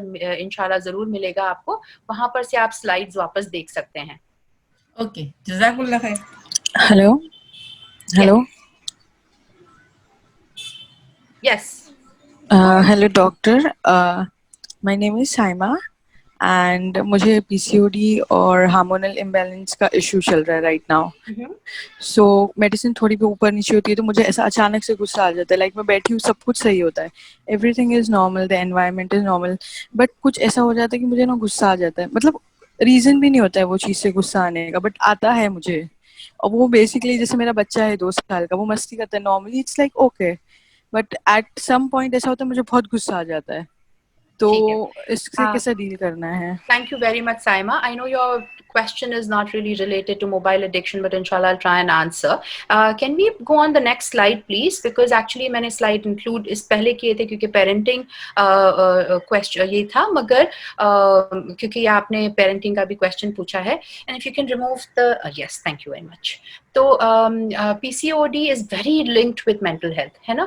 और PCOD में क्या होता है कि reproductive system, metabolic system और mental health system basically एक triangle है, उसके लिए बहुत ज़्यादा दवाइयाँ उतनी नहीं रहती हैं, and the hallmark और modality for taking care is lifestyle change, कि हम खाना सोना उठना बैठना हमारी बॉडी को जो सूट होता है उतना करें, उस तरह से करें, जो अनफॉर्चुनेटली क्योंकि बच्चा छोटा है 2 साल का है तो शायद नहीं हो पा रहा है, तो नींद बराबर नहीं मिल रही है वगैरह वगैरह। और पीसीओडी के लिए एक्सरसाइज बहुत इंपॉर्टेंट है, जो एक्सरसाइज हमें सूट होती है, ये नहीं कि हम जाके डंबल्स उठा रहे हैं, है ना। और स्ट्रेस मैनेजमेंट बहुत इंपॉर्टेंट है पीसीओडी के लिए, स्ट्रेस वगैरह ये सब बढ़ेगा, वजन बढ़ेगा तो पीसीओडी बढ़ेगा, पीसीओडी बढ़ेगा तो वजन और स्ट्रेस बढ़ेगा, और उससे हमें पीसीओडी में ना मोटिवेशन की भी कमी रहती है कहीं ना कहीं। तो हम बच्चों से जब हम बात कर रहे होते हैं तो हमें ये ख्याल जरूर रखना है कि अगर हमारा बुरा मूड है तो बच्चों की गलती नहीं है ना। स्पेशली अगर हमें हस्बैंड पे गुस्सा आ रहा है और हम बच्चों को पीट रहे हैं, तो वो जो डिस्प्लेसमेंट हम करते हैं वो बहुत ज्यादा बुरा है। और अगर सास ने कुछ कह दिया और हम चिड़चिड़ कर रहे हैं और हम अपने हस्बैंड से भी गुस्सा कर रहे हैं, बच्चों से भी गुस्सा कर रहे हैं, वो जो डिस्प्लेसमेंट है वो हमें नहीं करना चाहिए। और बच्चों को थोड़ी ना पता है कि हमारे दिमाग में क्या चल रहा है, दिल में क्या चल रहा है, तो वो तो कभी कभार वही वक्त लेंगे आपको डिस्ट्रैक्ट करने का, क्योंकि शायद वो अल्लाह की तरफ से है कि आप इतने ज्यादा सोच रहे थे उस झगड़े के बारे में, उतने में आपका बच्चा आके आपका पल्लो खींच रहा है, तो आप अपने बच्चों पे तवज्जो दीजिए ताकि वो जो आप प्रॉब्लम के बारे में सोच रहे थे उससे आपको थोड़ा डिस्ट्रैक्शन हो जाए। तो अगर आप इस तरह सोचेंगे कि हाँ, तो इनफैक्ट शायद अब मेरा बच्चा मेरी मदद कर रहा है, ना कि मुझे तंग कर रहा है, ताकि मैं वो जो मसला है जो मैं वैसे भी हल नहीं कर पा रही हूँ, मगर मैं मेरे बच्चों पे तवज्जो दूंगी, मेरा ध्यान हट जाएगा। मगर अगर पीसीओडी की तकलीफ जो हो रही है तो एंडोक्राइनोलॉजिस्ट को दिखा सकते हैं, गायनेकोलॉजिस्ट को दिखा सकते हैं, या साइकियाट्रिस्ट को दिखा सकते हैं। और क्योंकि ये कभी कम ज्यादा हो सकती है, जिसकी वजह से मेंटल हेल्थ पे इशू होगा। You can learn stress management, you can learn emotional management and anger management technique, and practice makes permanent। तो करते रहिए, इंशाल्लाह जरूर फायदा होगा। हेलो हेलो, यस, अस्सलाम वालेकुम। वालेकुम सलाम। Just a moment. This will be the last question for Dr. Rukshinda, please. Please go ahead. Can I go ahead? Yes, please. Yeah, doctor, this is related to a parenting only. I have two daughters. In fact, I have three daughters, but the elder one is of 11. She is in the transit phase because she is going to get her germs very soon, and the other one is of 10 years. So basically, the elder one, as I understand, she is getting into a transit phase and would be getting her periods, and she would be coming up with the hormonal changes. But always she is thinking that sibling rivalry, basically. The age difference between two girls are too less, 1.5 years. So elder one keeps saying, I only need my parents. She only needs mama. She only needs, everything and everything she wants for her own self. And because of which she's more inclined towards, mobile mobile. And she's little socialized on mobile. She doesn't use Facebook and all, but she watches all the other. Sorry, sweetie, I don't understand what your question is because you're going on and on a little bit, and there's a last Okay, question and the next speaker's waiting, so I don't want to delay Okay, anything. see, basically, child needs more of attention. Okay, elder one needs more attention, and being a parent of 3 kids, it's very difficult to give one attention to one kid. So what do I do? Like, how do I get her into my this thing? Okay, fine, you understand my situation. I cannot just leave other children and just come to you. Okay. ऐसे.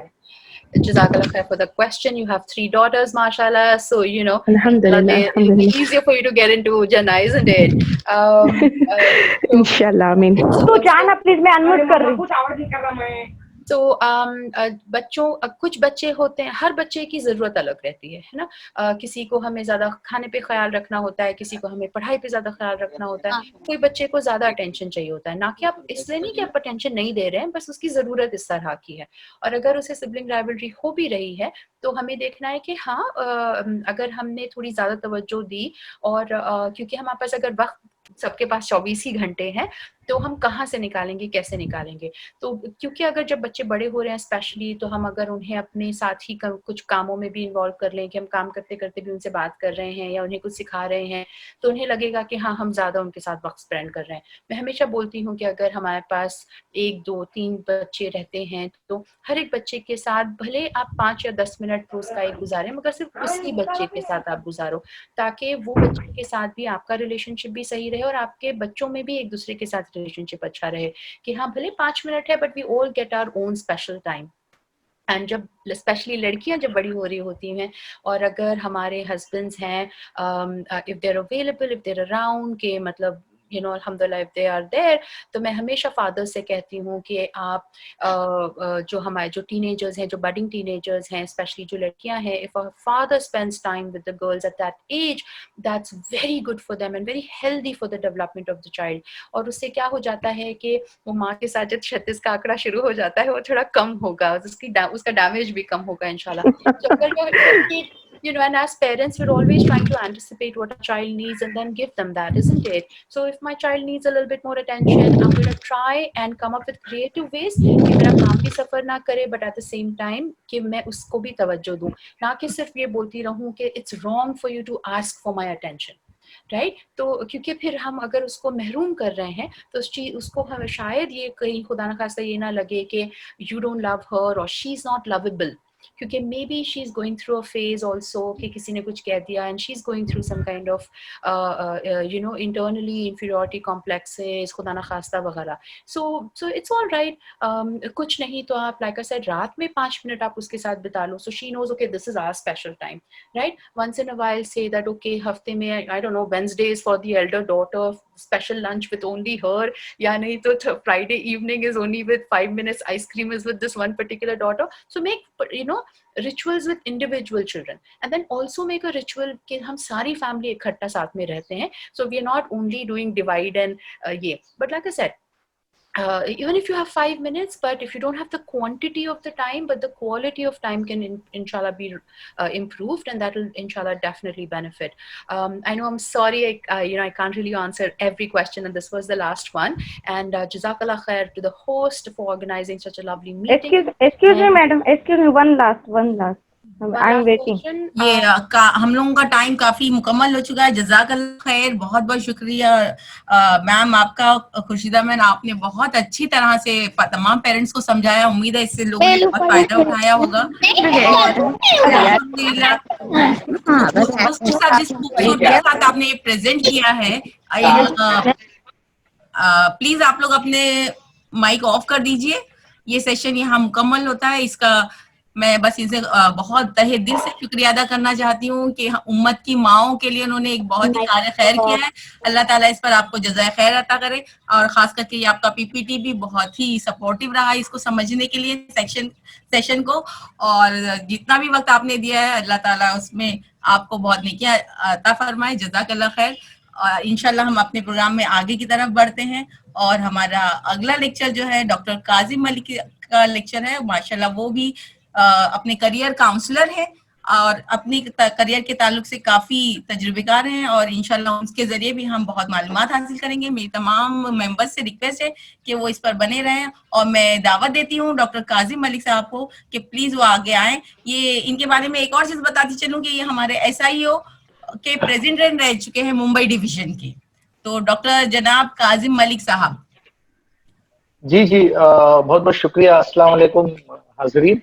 मुझे बड़ी खुशी है कि मैं आप लोगों के प्रोग्राम में शरीक हो रहा हूँ और मुझे कुछ बातें शेयर करने का मौका मिल रहा है.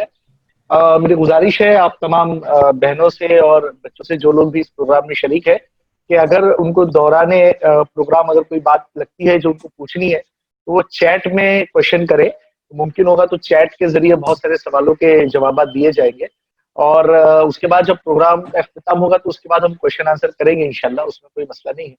लेकिन अगर चैट में क्वेश्चन कर दे तो क्वेश्चन पहले से हमको मिल जाते हैं, तो उनको आंसर करने में आसानी होती है. और साथ ही मैं बहुत शुक्रगुजार हूँ डॉक्टर रुखशीदा सैयदा मैडम का कि उन्होंने बहुत ही नाजुक मसले पर आप लोगों की रहनुमाई की और बहुत सारे सवालात के बहुत प्रैक्टिकल जवाब दिए.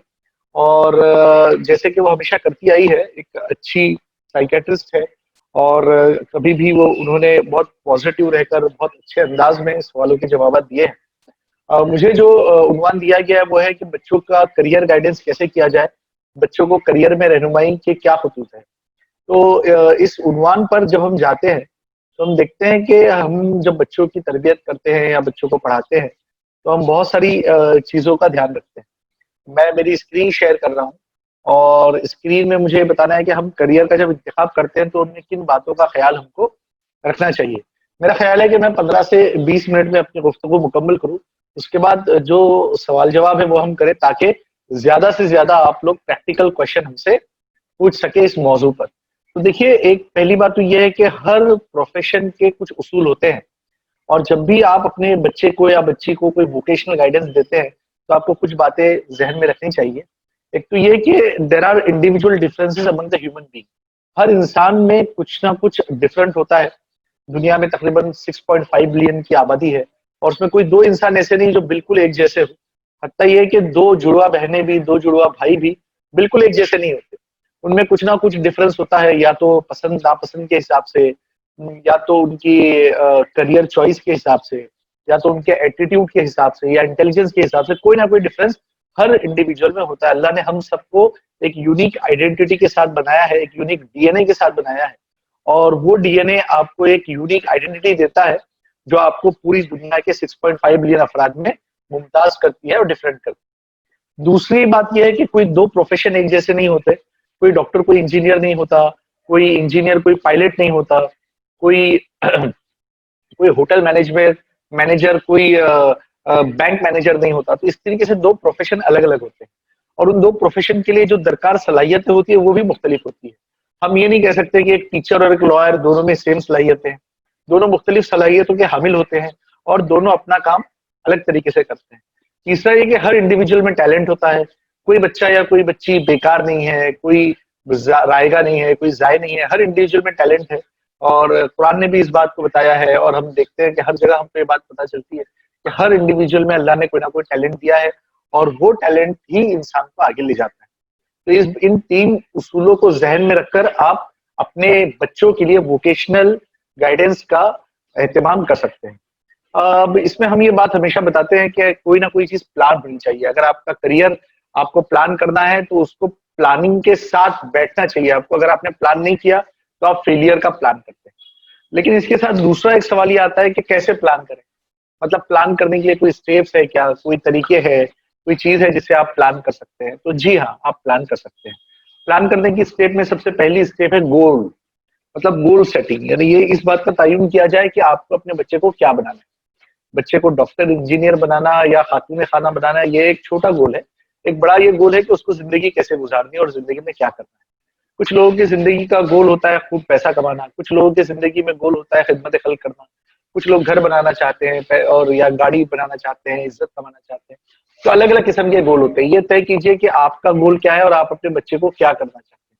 अक्सर वालिदैन ये समझते हैं कि जो काम हम जिंदगी में अपनी जिंदगी में अचीव नहीं कर सके वो हमारे बच्चे करें। अक्सर दोस्तों ऐसा होता नहीं, क्योंकि होता यह है कि बच्चा अपने एस्पिरेशन, अपनी ख्वाहिशात, अपने जज्बात, अपने बर्ताव के मुताबिक अपनी जिंदगी गुजारना चाहता है, और हम चाहते हैं कि हम अपने पसंद नापसंद के मुताबिक बच्चों की जिंदगी गुजारें। तो ये उसकी जिंदगी में मदाखलत मानी जाती है, और हमको चाहिए कि बच्चे के साथ कुछ ऐसी गुफ्तगू करें कि उसका लाइफ का गोल और आपने उसके लिए सोचा हुआ लाइफ का गोल दोनों करीब करीब बराबर। बिल्कुल 100% आपकी बातों पर वो चले, ये मुमकिन नहीं है। आज के जमाने में बहुत ही मुश्किल है। लेकिन ये कि करीब करीब वो आपसे सरी मुखालिफत ना करे, इतना हो कि वो आपके गोल को अप्रिशिएट करता हो और उसमें करियर बनाने का ख्वाहिशमंद हो, तो भी कोई मसला नहीं। वैसे मेरी जाती राय ये है कि हमको बच्चों की जो करियर की ख्वाहिशात है उस पर थोड़ा सा गौर करके उनको अपने पसंद के करियर के इंतखाब का मौका दिया जाना चाहिए, ताकि वो अपनी जिंदगी खुद गुजारे, अपने आप को खुश महसूस करे और अपने आप को खुशहाल महसूस करें। गोल सेटिंग में हम जब बात करते हैं तो हम ये देखते हैं कि दुनिया में 3% गोल लोग होते हैं जो अपने गोल का डिसीजन लेते हैं, जो अपने लिए कोई गोल डिसाइड करते हैं। बाकी जो लोग होते हैं 97% वो दूसरों के गोल पे काम करते हैं। अगर आपका बच्चा इतना एम्बिशियस है, इतना इंटेलिजेंट है, इतना मतलब सेल्फ एक्चुअलाइजेशन उसका हो गया है कि वो अपना गोल खुद तय कर सकता है और वो अपने आप के बारे में लाइफ में डिसीजन ले सकता है, तो उसे कतई ना रोके, उसे अपनी जिंदगी गुजारने दे, उसे मुनासिब मशवरे भी देते रहे, उसकी रहनुमाई भी करते रहे, उसको करियर एक्सपर्ट से मिलाएं, उसको अच्छे असातिज़ा से मिलाएं। अच्छे लोगों की सोहबत उसको मुयस्सर आएगी तो वो उन 3% लोगों में से होगा जो अपनी जिंदगी का कोई ना कोई सेट कर पाते हैं। और अगर कोई गोल बड़ा नहीं सेट कर पाया बच्चा तो भी कोई बुरी बात नहीं है। एक ये कि एक एक्सपेक्टेड गोल जो आपका है वो उसको दे दें, जैसे कि दुनिया में आने का मकसद उसे बता दें, और ये कि उसको एक इस्लामी तहरीक, एक इस्लामी तहजीब से वाबस्ता कर दें, उसको बेसिक जो मसाइल है उनसे रोशनास करा दें, उसकी अच्छी तरबियत करें ताकि वो आगे चल के किसी को नुकसान नहीं पहुंचाए, हर एक से मेल जोल रखे, उसका एटीट्यूड पॉजिटिव हो, तो इंशाल्लाह मसला नहीं, वो एक अच्छी जिंदगी बच्चा आपका गुजार पाएगा। जब हम करियर डिसीजन लेते हैं तो हम बहुत बड़े बड़े दावे करते हैं, हम समझते हैं कि हम हमारे बच्चों को ये बना देंगे वो बना देंगे, जबकि ऐसा हो नहीं पाता है। इसके लिए एक उसूल है जिसे हम स्मार्ट गोल कहते हैं। मतलब ये कि जब भी कोई करियर का सिलेक्शन किया जाए तो करियर आपका स्पेसिफिक हो, मतलब आपको पता हो कि ये बच्ची हमारी 10th करेगी, 12th करेगी, उसके बाद मेडिसिन करेगी, इंजीनियरिंग करेगी, उसके बाद हम कब कितना पैसा उस पर खर्च करेंगे, उस वक्त क्यों पैसा खर्च करेंगे, उसकी शादी के लिए आपके पास क्या प्लान है, मतलब ये कि ब्लाइंडली ये सारी चीजें नहीं, ये चीजें एक सोची समझी अगर वो प्लानिंग हो तो ये आप आसानी से कर पाएंगे। मेजरेबल गोल हो, मतलब मेजरेबल गोल मतलब ऐसा गोल जो जिसको आप मेजर कर सके, यानी उसके लिए एक टाइम लिमिट हो कि 5 साल, 7 साल, 10 साल। जैसे भी आप चाहते हैं कि आपकी बेटी कार्डियोलॉजिस्ट बने, हार्ट स्पेशलिस्ट बने, तो उसके लिए आपके पास टाइम कितना है? 10+2 के पास उसको 5-5.5 साल का MBBS करना है, फिर उसको 3 साल का MSMD करना है, उसके बाद वो कार्डियोलॉजी में एक माहिर बन पाएगी। तो अब उसके लिए 5 और 3 8 साल जाएंगे, मतलब उसकी एज जो है वो 27-28 के आसपास होगी। तो फिर वो सारी चीजें आपको तय करनी है, वरना बाद में ऐसा होता है कि बच्चियां पढ़ती जाती है और एक लंबा वक्त गुजर जाने के बाद फिर माँ बाप को ऐसा लगता है कि अरे तो बहुत टाइम गुजर गया, ये तो करियर बनाने में इतना टाइम चला गया। तो करियर एंड फैमिली थोड़ा सा हैंड एंड हैंड गए तो ज्यादा अच्छा रहता है। तीसरे कि अटेनेबल होना चाहिए, मतलब ये कि बच्चे की कैपेसिटी हो कि वो उसको अटेन कर सके, माँ बाप की कैपेसिटी हो कि उस पर खर्च कर सके, जो रिलेटिव्स है, जो आसपास के लोग हैं, जो हमारी फैमिली पर असरअंदाज होते हैं, उनको भी थोड़ा सा लगे कि हाँ ये रीजनेबल गोल है, अटेनेबल गोल है, और ये ऐसी बात नहीं है कि जिसके हम पागलपन कह सकते हैं। रियलिस्टिक गोल होना चाहिए जो कि अचीव करने लायक हो, और टाइम बाउंड होना चाहिए जिसमें टाइम की कैद हो। जब हम करियर का इंतखाब करते हैं तो हमारे सामने कुछ चीजें आती है जो आप इसमें देख रहे हैं। जैसे कि सबसे पहली चीज है इंटेलिजेंस। इंटेलिजेंस का जानना बहुत जरूरी है। इंटेलिजेंस जानने के 4 से 5 तरीके हैं। जैसे आपके पास इंटेलिजेंट क्वेश्चन बच्चे का पता हो, इसके लिए टेस्ट होते हैं। हम लोग कुछ टेस्ट करते हैं। मैं एक तंजीम से जुड़ा हूँ जिसका नाम काबिश है। काबिश में हम लोग टेस्ट लेते हैं, उसके जहन का टेस्ट, जिससे पता चलता है कि उसका IQ लेवल क्या है बच्चे का और किस शोबे में करियर बना सकता है। ये टेस्ट 9th पास होकर जब बच्चा 10th में जाता है तो किया जाता है। 10th का एग्जाम देने के बाद भी इस टेस्ट को लिया जाता है। दूसरा एक टेस्ट होता है जिसे हम इमोशनल क्वेश्चन कहते हैं, जिसका मतलब ये होता है कि बच्चा जो काम कर रहा है उससे कितना इमोशनली अटैच है, वो अपने काम को खुद कितना पसंद करता है या वो अपने काम से नफरत करता है। तीसरा सोशल क्वेश्चन होता है जो ये बताता है कि सोशल लेवल पे जो हमारे आसपास के लोग होते हैं वो हमारे गोल को कितना पसंद करते हैं, वो कितने पॉजिटिव है उस करियर से जो हमने इख्तियार किया है। उसके बाद एक इंटरेस्ट इन्वेंट्री हम करते हैं जिससे पता चलता है कि बच्चे की दिलचस्पी किसमें है। आया वो डॉक्टर बनना चाहता है, इंजीनियर बनना चाहता है, या ये कि वो कोई और नॉन कन्वेंशनल करियर बनाना चाहता है, वो फाइन आर्ट्स में जाना चाहता है, वो इंटीरियर डेकोरेटर करना चाहता है। दुनिया में 1000 तरह के करियर है, तो बच्चे को करना क्या है, इससे उसकी इंटरेस्ट का लेवल पता चलता है।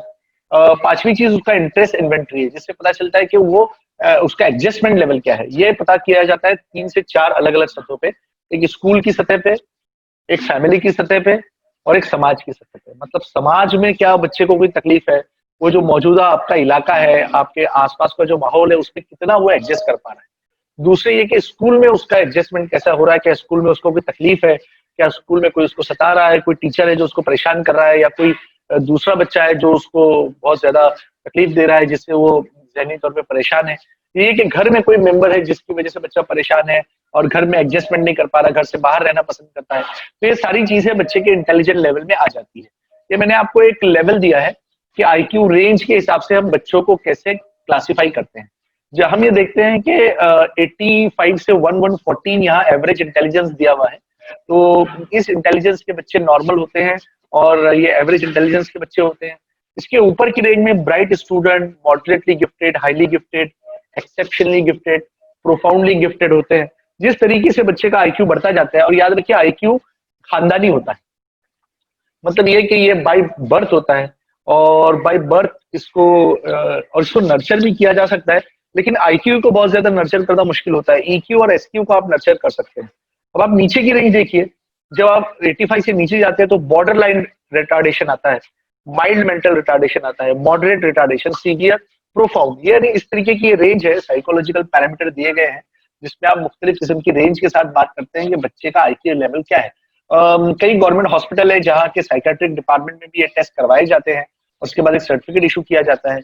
इसके बाद ही बच्चे को डिफरेंट किस्म की कैटेगरीज में डिवाइड करते हैं और ये तय किया जाता है कि आया बच्चा नॉर्मल स्कूलिंग में जा सकता है या उसके लिए कोई स्पेशल स्कूल रिकमेंड करना चाहिए। तो ये एक साइकोलॉजिस्ट इसको सजेस्ट करता है, और एक psychiatrist, psychologist, school counsellor, parent, ये मिलकर ये तय करते हैं कि बच्चे को आगे के लिए क्या उसके लिए लाही अमल आप डिसाइड कर सकते हैं। दूसरा है एटीट्यूड, मतलब ये कि एटीट्यूड डिसाइड करता है कि बच्चा किस करियर में जा सकता है। कुछ बच्चे बहुत ज्यादा खामोश तबीयत के होते हैं, कुछ बच्चे बहुत ज्यादा बातूनी होते हैं, कुछ बच्चे बाय नेचर बहुत ज्यादा शरारत करते हैं, कुछ बच्चे डिफरेंट किस्म के होते हैं, घर में अलग तरीके से बर्ताव करते हैं, स्कूल पे अलग तरीके से बर्ताव करते हैं, कुछ बच्चे नेचुरली झूठ बोलते हैं, पेरेंट्स के साथ झूठ बोलते हैं, स्कूलों में झूठ बोलते हैं, कुछ बच्चे ये है कि वो अटेंशन चाहते हैं। रुक्षिदा मैडम ने भी मेरे ख्याल से इस मौजू पर काफी बातें की होगी, मैं इसको स्कीप करता हूँ। दोबारा ये मैं आपको इंटेलिजेंस पे बताऊं कि एक तो हमने इंटेलिजेंस की बात की, एक एटीट्यूड की बात की, तीसरी चीज है इंटरेस्ट। ये जानना बहुत जरूरी है कि बच्चे की दिलचस्पी किस फील्ड में है। इसके बहुत सारे तरीके हैं। एक तो आप बच्चे से पूछ भी सकते हैं, बच्चा भी आपको बताता है। दूसरे के जैसे मैंने आपको बताया टेस्ट भी होते हैं। चौथी चीज ये है कि पर्सनैलिटी बच्चे की कैसी है। पर्सनैलिटी दो किस्म की हम लोग डिवाइड करते हैं, इंट्रोवर्ट होती है और एक एक्सट्रोवर्ट होती है। इंट्रोवर्ट पर्सनैलिटी में ये होता है कि आप बच्चे को सीए है या अकाउंट्स है या क्लर्क है या कंप्यूटर ऑपरेटर है ऐसे करियर में डालते हैं, क्योंकि इंट्रोवर्ट बच्चे ज्यादा बात नहीं करते, खामोश रहते हैं, लोगों से मिलना जुलना पसंद नहीं करते। लेकिन एक्सट्रोवर्ट बच्चे चूंकि लोगों से बहुत मिलते हैं, घर में कोई मेहमान आता है तो भाग के उससे हाथ शेक हैंड करते हैं, सलाम करते हैं, नात वगैरह सुनाते हैं, कुरान की तिलावत करते हैं, पानी और चाय ला के देते हैं, तो ऐसे बच्चों के लिए करियर बैरूनी करियर होते हैं, मतलब एक्सट्रोवर्ट करियर होते हैं। ये लोग होटल मैनेजमेंट करते हैं, ये लॉ करते हैं, ये टीचिंग में अच्छे करते हैं, ये पॉलिटिकल भी होते हैं, हर एक से कैसी बात करना ये भी इन बच्चों को पता होता है। पांचवी चीज इकोनॉमिक कंडीशन है। अगर आपकी इकोनॉमिक कंडीशन इजाजत देती है तो आप बच्चे को 5 साल, 7 साल, 8 साल, 10 साल का लंबा अरसा टाइम का करियर दे सकते हैं। लेकिन अगर इकोनॉमिक कंडीशन इतनी अच्छी नहीं है तो गवर्नमेंट की स्कॉलरशिप्स है। लगे हाथों में बताता चलूं कि इस वक्त गवर्नमेंट की स्कॉलरशिप का ऐलान हुआ है नेशनल स्कॉलरशिप पोर्टल पर।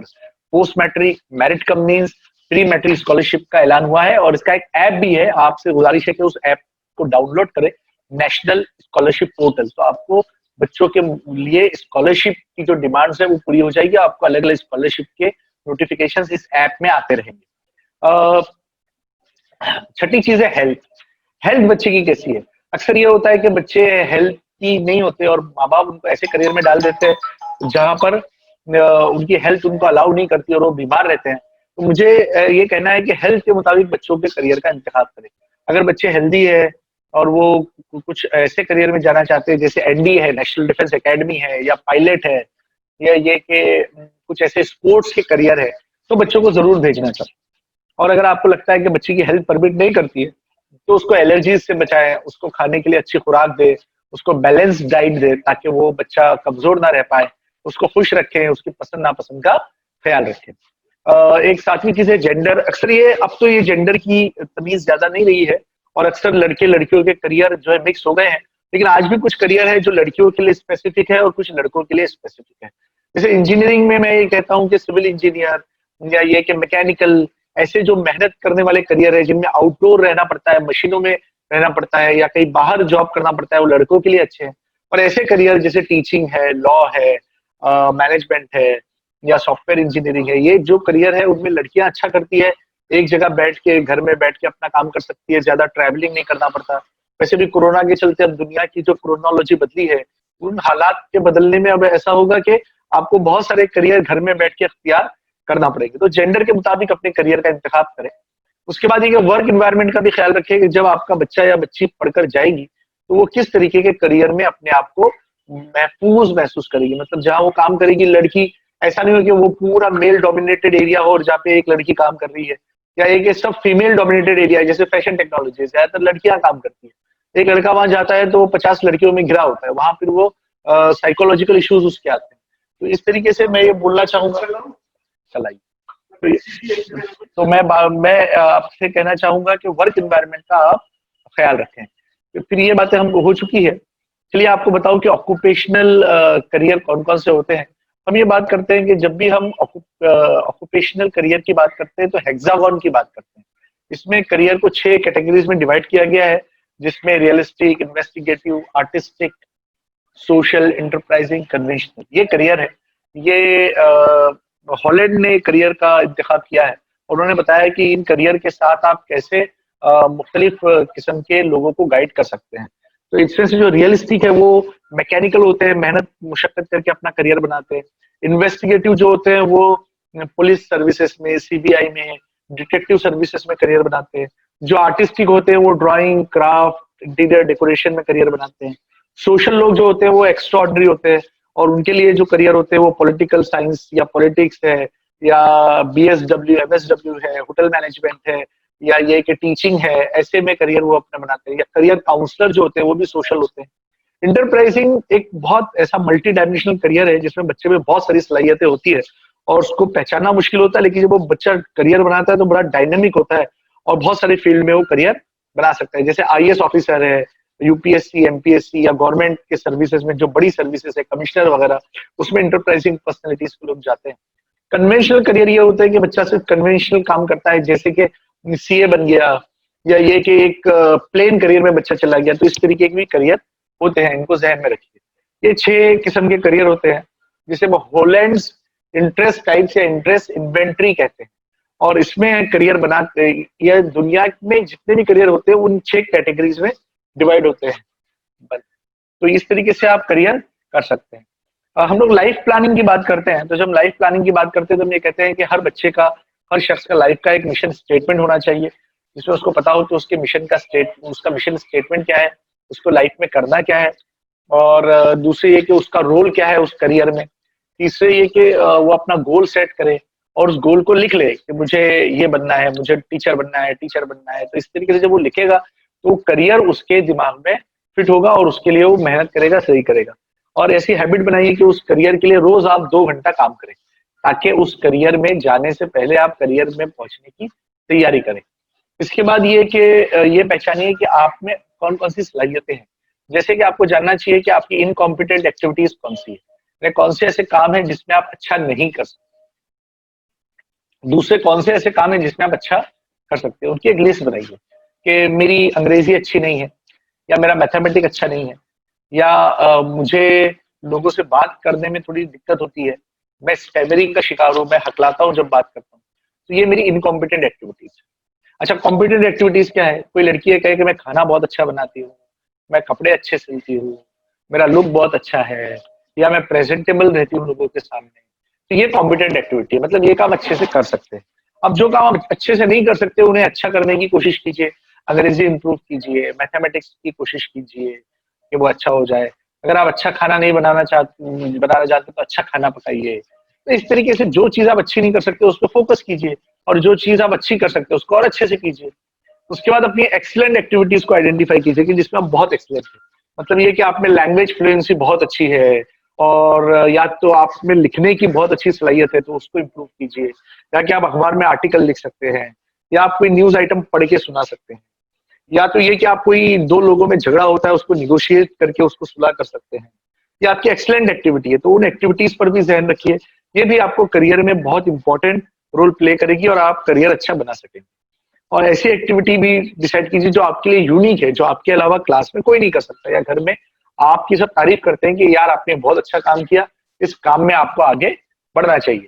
अब याद रखिए कि डिग्री अब काफी नहीं है करियर बनाने के लिए, डिग्री के अलावा भी बहुत सारी चीजें होती हैं जो आप करियर के इंतखाब के लिए कर सकते हैं, जिसमें पब्लिक स्पीकिंग है, जिसमें चेंज मैनेजमेंट है, जिसमें लैटरल थिंकिंग है, अपना सेल्फ स्टीम, ग्रुप डिस्कशन, ये सारी चीजें बहुत इंपॉर्टेंट है। ये कि आप अपना रिज्यूम कैसे बनाते हो, अपने आप को कैसे प्रेजेंट करते हो।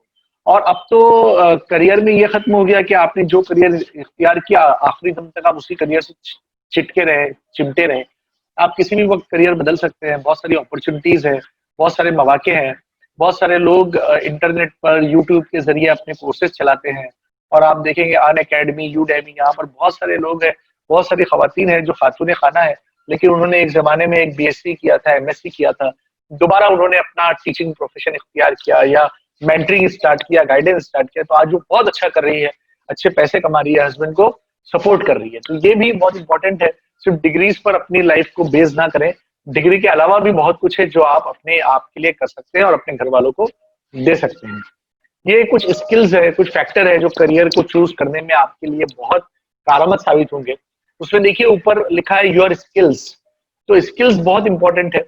अगर आप स्किल्स पे ध्यान दें तो कम्युनिकेशन आप स्किल आप में होनी चाहिए, प्रॉब्लम सॉल्विंग आप में होना चाहिए, टीम वर्क होना चाहिए, घर में सबके साथ मिलकर एज ए टीम वर्क काम करने की सलाहियत आप में होनी चाहिए, कंप्यूटिंग, ऑर्गेनाइजिंग, ये स्किल्स आप में होनी चाहिए। आपके इंटरेस्ट होने चाहिए, जैसे आप में साइंटिफिक टेम्पर है या नहीं, आप क्रिएटिव कितने हैं, आप में सोशल एबिलिटीज कितनी है, ये भी इंपॉर्टेंट है। वैल्यूज आपकी क्या है, आपकी लाइफ में इम्पोर्टेंट क्या किस चीज का है, वर्क लाइफ बैलेंस आपके पास है कि नहीं, आप लोगों को हेल्प करना चाहते हैं कि नहीं, पैसा आपके लिए ज्यादा इंपॉर्टेंट है लाइफ में या सिक्योरिटी बहुत इंपॉर्टेंट है। तो ये सारी चीजें इंपॉर्टेंट होती है वैल्यूज में। और आपको मोटिवेशन क्या है, क्या आपका दीन आपका मोटिवेशन है जो आपको सच्चाई के रास्ते पर चलाता है और बुराई से आपको रोकता है, आपकी पर्सनैलिटी कैसी है, आप कैसे लोगों में उठना बैठना पसंद करते हैं, आपका इंटरनल मोटो क्या होता है जब किसी से मिलते हैं, आपके कांटेक्ट किन लोगों से है, आपकी क्वालिफिकेशन क्या है, आप किस इलाके में रहते हैं, वहां पर लोग किस तरीके के करियर का इंतखाब करते हैं, उनमें से कितने लोगों को आप जानते हैं जिन्होंने सक्सेसफुल करियर का इंतखाब किया, उनसे मुलाकात आपकी है या नहीं, आपके पास कुछ ऐसे लोगों के नंबर है या नहीं जो आपके करियर में बहुत ऊपर तक गए हैं और बहुत अच्छा कर रहे हैं जिनकी आप मदद ले सकते हैं। तो ये फैक्टर भी बहुत इंपॉर्टेंट होते हैं। मैं कुछ फ्यूचर करियर की तरफ आपकी तवज्जो मबजूल करवाना चाहता हूँ। अब जो नए करियर आने वाले हैं उनमें एनवायरमेंटलिस्ट एक करियर है, इथिकल हैकिंग एक बड़ा करियर बन के सामने आएगा, क्लाउड कंप्यूटिंग टेक्नोलॉजी एक बड़ा करियर आएगा, क्वालिटी कंट्रोल मैनेजर ये एक करियर हो सकता है, फूड टेक्नोलॉजी में करियर बहुत सारे आ सकते हैं, आजकल पैकेजिंग फूड का जमाना है। अर्बन प्लानर एक बहुत अच्छा करियर आगे चल के आएगा, मोबाइल के जरिए सारे काम हो रहे हैं, देखिए हम लोग मोबाइल और कंप्यूटर लैपटॉप से ये प्रोग्राम भी कर रहे हैं, मोबाइल कंप्यूटिंग एक अच्छा करियर होगा। हेल्थ इंस्ट्रक्टर एक बड़ा करियर बन के सामने आएगा। साइकोलॉजिस्ट, जैसे कि आप जानते हैं कि मेंटल स्ट्रेस, मेंटल डिप्रेशन और मेंटल इलनेस में काफी बढ़ोतरी हुई है इस कोविड-19 के पीरियड में, तो साइकोलॉजी में करियर बहुत इंपॉर्टेंट रहेंगे। साइबर सिक्योरिटी हमेशा से एक अच्छा करियर आपके लिए रहा है, तो साइबर सिक्योरिटी में करियर आपको अगर आप बनाते हैं तो ये भी आपके लिए एक फायदेमंद करियर साबित होगा। Cosmetology, makeup artist, herbal medicine वगैरह ये भी अच्छे करियर रहेंगे।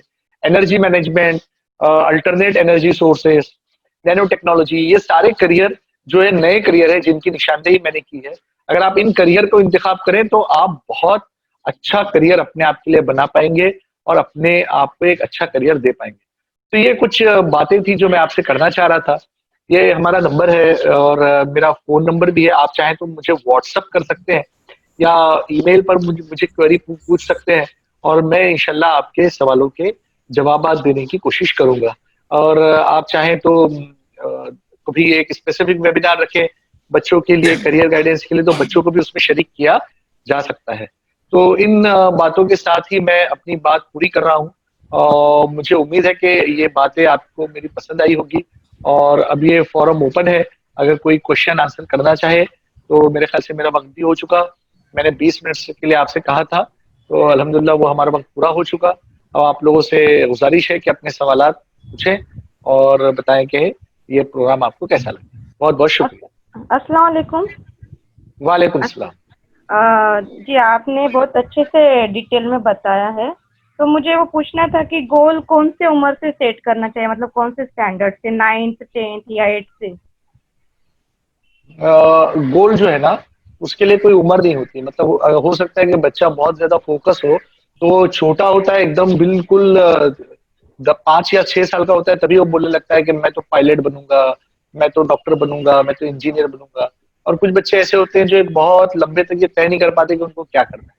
नहीं, एक्चुअली क्या हुआ कि मेरा लड़का है ना, प्री प्राइमरी में अच्छा था पढ़ाई में, लेकिन जब हायर स्कूल में गया तो उसको अचानक से स्पोर्ट में ज्यादा इंटरेस्ट आने लग गया उसको।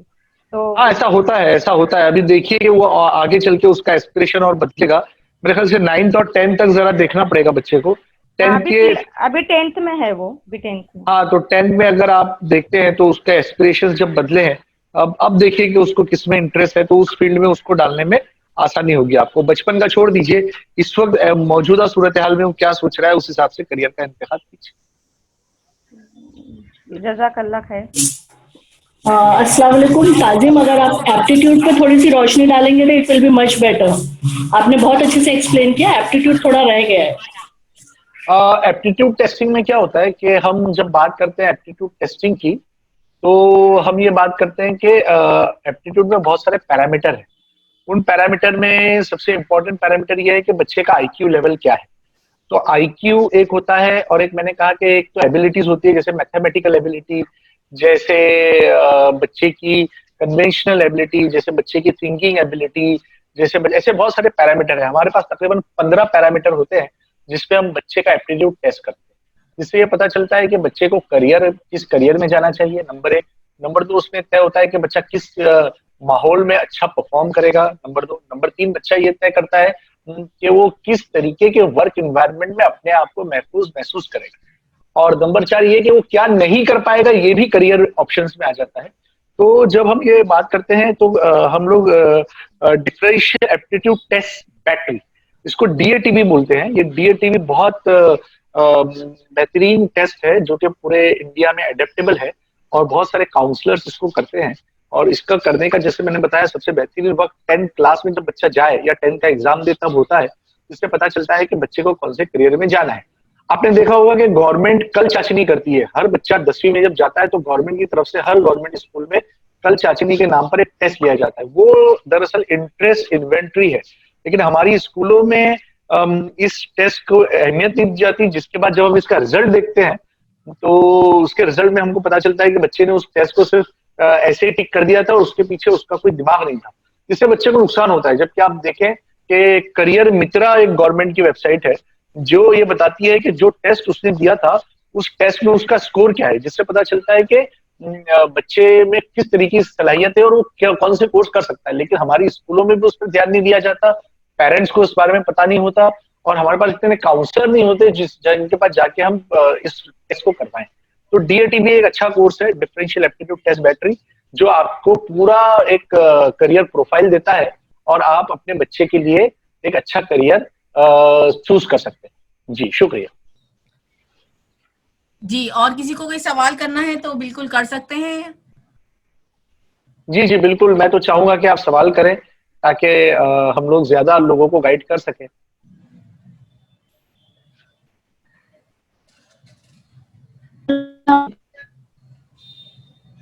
आवाज नहीं आ रही है मुझे। जी बोलिए। हेलो हेलो, हाँ बोलिए, आवाज आ रही है। वालेकुम सलाम। मेरा एक सवाल है, 4 साल का है। लाइक ही इज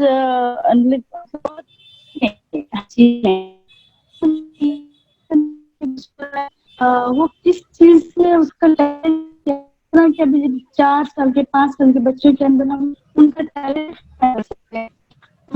वो कैसे पता नहीं चल रहा कि मैं टैलेंट किसने पाया। एक बार का स्टार्टअप मुझे उसको गुस्से से करना पड़ता है, फिर वो जब स्टार्ट करता है तो बहुत अच्छी लिखता है। तो मैं सोचती हूँ कि उसका इंटरेस्ट है या नहीं स्टडी में, वो मुझे जानना है, या उसको दूसरी चीज में इंटरेस्ट है या नहीं। आप क्या कीजिए कि कोई एक काउंसलर से मुलाकात कीजिए। वैसे आप खुद भी मेरे ख्याल से जान लेंगे धीरे धीरे करके कि उसका इंटरेस्ट किस चीज में आ रहा है। मेरा ख्याल है कि किसी काउंसलर से मिल ले ताकि वो उसको एक्सेस कर ले। छोटे बच्चों के लिए टेस्टिंग अलग होती है, उनके एप्टीट्यूड टेस्ट अलग होते हैं, उनके लिए नॉन वर्बल टेस्ट होते हैं, नॉन रिटन टेस्ट होते हैं, ऐसे टेस्ट होते हैं जिनमें खिलौने वगैरह दे के बच्चों का एप्टीट्यूड पता कराया जाता है। तो पता चलता है कि बच्चे का इंक्लिनेशन किस तरफ है, वो किस तरफ अपने आप को बच्चा ले जाएगा आगे बढ़ के। तो किसी काउंसलर से मुलाकात अगर हो जाए आपकी तो भी आप डिसीजन ले पाएंगे, ऐसा मेरा ख्याल है। अस्सलाम वालेकुम रहमतुल्लाहि व बरकातहू। वालेकुम सलाम। वालेकुम सलाम। डॉक्टर साहब, सवाल पूछ सकता हूँ? जी जी बोलिए। जी जी जी। अच्छा, मैं जब बीच में एंटर हुआ तो आपका बहुत अच्छा था जो लास्ट फ्यू पॉइंट्स है वो ऑब्जर्व। अच्छा, हम लोग भी यहाँ पर मैंग्रोव रीजन के हैं, सो यहाँ पर गाइड करने की कोशिश कर रहे हैं। We have a guidance setup here. तो यहाँ पर आप जानते हैं कि आगे चल के है ना बहुत सारे industries are not going to survive. So उसके बारे में क्लियर पिक्चर नहीं है बच्चों के लिए भी ना, कौन सा इंडस्ट्री चूज करना है बोल के। अगर आप 10-15 साल पहले भी देखेंगे तो there are lot of industry which has vanished from the market and all. So इस लिहाज में कोई रिसर्च है कि आपके पास आगे चल के कौन सा industries down the line 10 to 20 years में कौन सा सर्वे हो सकता है, so that we can guide them properly. ये मैंने मेरी आखिरी स्लाइड में ये बात बताई थी कि कौन से करियर्स है। ठीक है, मैं आपको दोबारा ये स्लाइड शेयर कर रहा हूँ। ये मैंने फ्यूचर करियर करके एक स्लाइड बनाई थी, ये मैंने 2-3 साल पहले ही बनाई है और इस पे हमारा एक रिसर्च है कि भाई कौन से करियर आगे जाएंगे। अच्छा, तो जो मुस्तकबिल के हालात है फ्यूचर के, उनको देखते हुए हमने एनवायरमेंटलिस्ट एक नए करियर का वजूद होगा कि एनवायरमेंटल सेफ्टी बहुत बड़ा इशू हो जाएगा आगे चल के पूरी दुनिया के लिए। मतलब पोल्यूशन और प्लास्टिक जो बैंड है उसको लेके। दूसरे ये जो ऑनलाइन जो चैटिंग, ऑनलाइन जो ट्रांजैक्शन हो रहा है, उसके लेके इथिकल हैकिंग बहुत आगे जाने वाला है। और ये कंप्यूटर रिलेटेड 2-4 करियर बहुत अच्छे जाएंगे, जैसे इथिकल हैकिंग है, क्लाउड कंप्यूटिंग है, मोबाइल कंप्यूटिंग है, या ये जो दूसरे सॉफ्टवेयर टेक्नोलॉजी है। कंप्यूटर से रिलेटेड करियर, सॉफ्टवेयर से रिलेटेड बहुत आगे जाएंगे। तीसरी चीज है कि हेल्थ से रिलेटेड इश्यूज बहुत आगे बढ़ जाएंगे। दुनिया में एक नया पैराडिम आएगा सफाई का, एक नए पैरामीटर्स आएंगे। आप कहीं पर भी एयरपोर्ट पे जाएंगे तो आपको मास्क लगाना पड़ेगा, सैनिटाइजर रहेगा, हेल्थ सेफ्टी इशू रहेंगे। बहुत सारे डायग्नोस्टिक सेंटर खुलेंगे जो अलग अलग टाइप के टेस्ट करके शायद आपको एयरपोर्ट पे एंट्री मिले, कि आपका कोरोना टेस्ट है या नहीं, आपका टाइफाइड पॉजिटिव है या नहीं, या निगेटिव है, वो सारे टेस्ट आपके लिए जाएंगे। ये पेंडेमिक के बाद दुनिया में साइकोलॉजिकल इश्यूज बहुत आ रहे हैं, इसलिए आज से तकरीबन 10 साल पहले मैंने एक रिसर्च पढ़ी थी कि दुनिया को तकरीबन 5 लाख साइकोलॉजिस्ट की जरूरत है या मेंटल इंस्ट्रक्टर की जरूरत है। अब तो मेरे ख्याल से दुनिया में अगर 10 से 15 लाख लोग अगर इस फील्ड में जाए तब भी कम है, क्योंकि हर इलाके में और हर फैमिली में हम देखते हैं कि कुछ ना कुछ मेंटल डिप्रेशन के इश्यूज आ रहे हैं। हमारे पास भी जो रोजाना जो पेरेंट ला रहे हैं बच्चों को, उनमें वो बच्चे हैं जो घर में बैठे बैठे उकता गए हैं और घर से बाहर निकलना चाहते हैं, कहीं घूमना चाहते हैं, लेकिन कोरोना के चलते वो निकल नहीं पा रहे। तो बहुत ज्यादा मेंटल डिप्रेशन की सूरत हाल बन गई है। बहुत सारी बच्चियां हमारे पास आ रही है जो कुछ करना चाहती है, जो वेट गेन कर चुकी है घर में बैठ के, लेकिन उनको बाहर निकलने का मौका नहीं है, वो कोई एक्सरसाइज नहीं कर पा रही, घर छोटे हैं। मैं तो मुंबई से बिलोंग करता हूँ, तो मुंबई में यहाँ बहुत सारी तकलीफों के साथ बच्चे आ रहे हैं। तो अब जो है साइकोलॉजिस्ट या करियर काउंसलर या ये ऐसे करियर भी ज्यादा बढ़ जाएंगे जिसमें आप देखेंगे कि इनकी डिमांड भी हो जाएगी और इनकी ऑनलाइन काउंसलिंग और ऑनलाइन जो है गाइडेंस, मेंटरिंग जो है करनी पड़ेगी। इसके अलावा फूड टेक्नोलॉजी में बहुत अच्छे करियर आएंगे। बहुत सारे आजकल फूड के आप देखें कि वो घर पे सप्लाई हो रहे हैं, नई नई चीजें बन रही है, लोग हेल्थ कॉन्शियस हो गए हैं, लोग कैलोरी कॉन्शियस हो गए, तो फूड को रिलेटेड, फूड सेफ्टी से रिलेटेड करियर भी बहुत अच्छे जाएंगे। दूसरी ये कि डिजाइनिंग, कॉस्मेटिक्स या इस तरीके जो करियर है, ये भी आगे जाने की उम्मीद है। फार्मास्यूटिकल इंडस्ट्री बहुत आगे जाने वाली है, नई नई दवाएं आने वाली है, नई नई वैक्सीन आने वाली है, नए इंजेक्शन आने वाले हैं। आयुर्वेदा बहुत आगे जाएगा, क्योंकि आयुर्वेदा ने इस कोरोना में बड़ा रोल प्ले किया है और हम पूरे इंडिया में देखते हैं कि इनकी दवाओं ने काफी कंट्रोल किया है चीजों को, जिसको एलोपैथ ने भी माना है। और बहुत सारे जो पैरामेडिकल कोर्सेज है, जिसमें डीएमएलटी टेक्नीशियन या sonography technician, operation theatre, nursing, ये सारे करियर डॉक्टर साहब हम समझते हैं कि अच्छे जाएंगे। होप इतनी मालूमात इसके लिए काफी है। कभी जरूरत पड़े तो आप व्हाट्सएप पे कांटेक्ट करें कोई खास करियर के बारे में, तो आपको इंशाल्लाह उसकी जानकारी दीजिए। शुक्रिया। अस्सलाम काजिम, अभी आपने जो आयुर्वेदा की बात की, व्हाट अबाउट BUMS? BUMS में एक प्रॉब्लम ये है कि BUMS उर्दू से जो बच्चे 10th और 12th किए हैं उनके लिए वो एलिजिबल है। तो अगर बच्चे उर्दू से 10th और 12th करते हैं और अगर यूनानी करते हैं, तो यूनानी में तकरीबन 2500 कंपनी इस वक्त दिल्ली में और दिल्ली के अतराफ में है। और अगर वो चाहें तो मेडिकल डिस्ट्रीब्यूटर का काम करें। मेरी तो ख्वाहिश है कि इसमें अच्छे हकीम आने चाहिए, क्योंकि हिकमत आजकल बढ़ती जा रही है और अभी भी कुछ उंगलियों पर गिरने वाले हकीम बचे हैं। अगर उन लोगों को लाइन अप किया जाए तो बहुत अच्छा हम लोग एक अल्टरनेट मेडिसिन का सिस्टम बना सकते हैं। आयुर्वेदा में देखिए आयुष शक्ति है, मतलब आयुर्वेदा के नाम से बहुत सारे ब्रांड है जो चलते हैं, लेकिन यूनानी के नाम से ब्रांड बहुत कम है। तो हम चाहते हैं कि ऐसे ब्रांड बने, उनकी भी कंसल्टेंसी हो और वो लोग अच्छी दवाएं दे और उन दवाओं के पैरामीटर्स तय हो। और एक बहुत बड़ा काम यूनानी कर सकता है, लेकिन यूनानी के लोग बहुत ज्यादा इंटीग्रेटेड नहीं है, जिस वजह से तकलीफ होती है। बहरहाल केरला वगैरह में हम देखते हैं, या पूना में भी हमने देखा कि कुछ लोग लाइन अप किए हुए हैं। हैदराबाद में कुछ लोग बहुत अच्छा काम कर रहे हैं, किडनी स्टोन वगैरह की दवाएं या कैंसर की दवाएं। दिल्ली में कुछ लोग हमारे जानने वाले हैं जो दवाओं के ऊपर बहुत अच्छा काम कर रहे हैं, और इस पैंडेमिक में भी उन्होंने बड़ा रोल प्ले किया है यूनानी दवाओं ने। तो अगर ये इनकी यूनिटी होती है और ये लोग अच्छा काम करें, तो मुझे नहीं लगता कि अगले 10 साल में ऐसा हो कि आयुर्वेदा की तरह यूनानी भी, जो कि आयुष मिनिस्ट्री के अंडर आता है, एक बड़ा रोल हेल्थ पैरामीटर में, हेल्थ सेक्टर में प्ले करना चाहिए। जी, क्योंकि ये आयुर्वेदा और यूनानी आई बिलीव के दोनों सेम है। यूनानी जो है वो अरबिक से रिलेटेड है, या ये कह लीजिए, और आयुर्वेदा जो है वहाँ पे हिंदी या संस्कृत की नॉलेज ज्यादा होना चाहिए। तो जो इंग्लिश मीडियम वाले वो वहाँ के लिए सही है, और उर्दू मीडियम वाले जो है यूनानी के लिए सही है, बट हमको यूनानी के लिए काम करने की बहुत जरूरत है, बिकॉज हम उसको प्रोपोगेट नहीं कर रहे हैं, हम उसको यूज नहीं कर रहे हैं, इसलिए वो इट इज लैगिंग बिहाइंड। अभी ये अपना मौजू नहीं है। बहरहाल यूनानी में अब जो यूनानी लोगों वालों ने पकड़ लिया वो ये कि हिजामा कर लिया, कुछ दवाएं दे दी, जबकि आयुर्वेदा क्या इंडियन बेस्ड मेडिसिन है और आयुर्वेदा में रिसर्च के मौके बहुत ज्यादा है, उनके अपने इंडिपेंडेंट रिसर्च लैब है। यूनानी के पास अपने रिसर्च लैब होते हुए भी उनका रिसर्च इतना अच्छा नहीं है, उनके रिसर्च पेपर का क्वालिटी इतनी उम्दा नहीं है। यूनानी में चाहिए कि हम लोगों को आगे आए, और ये सिर्फ अरबिक नहीं है, ये यूनानी मेडिसिन है और इसमें भी इंग्लिश में भी बहुत सारा मटेरियल मौजूद है आज की तारीख में, और मटेरियल दोनों तैयार एक ही सेम आयुर्वेद सेम प्रोडक्ट से करते हैं। लेकिन ये बात आपकी सही है कि यूनानी वालों को आगे चल के इसमें काम करना चाहिए और अपने आप को आगे बढ़ाना चाहिए। और कोई सवाल?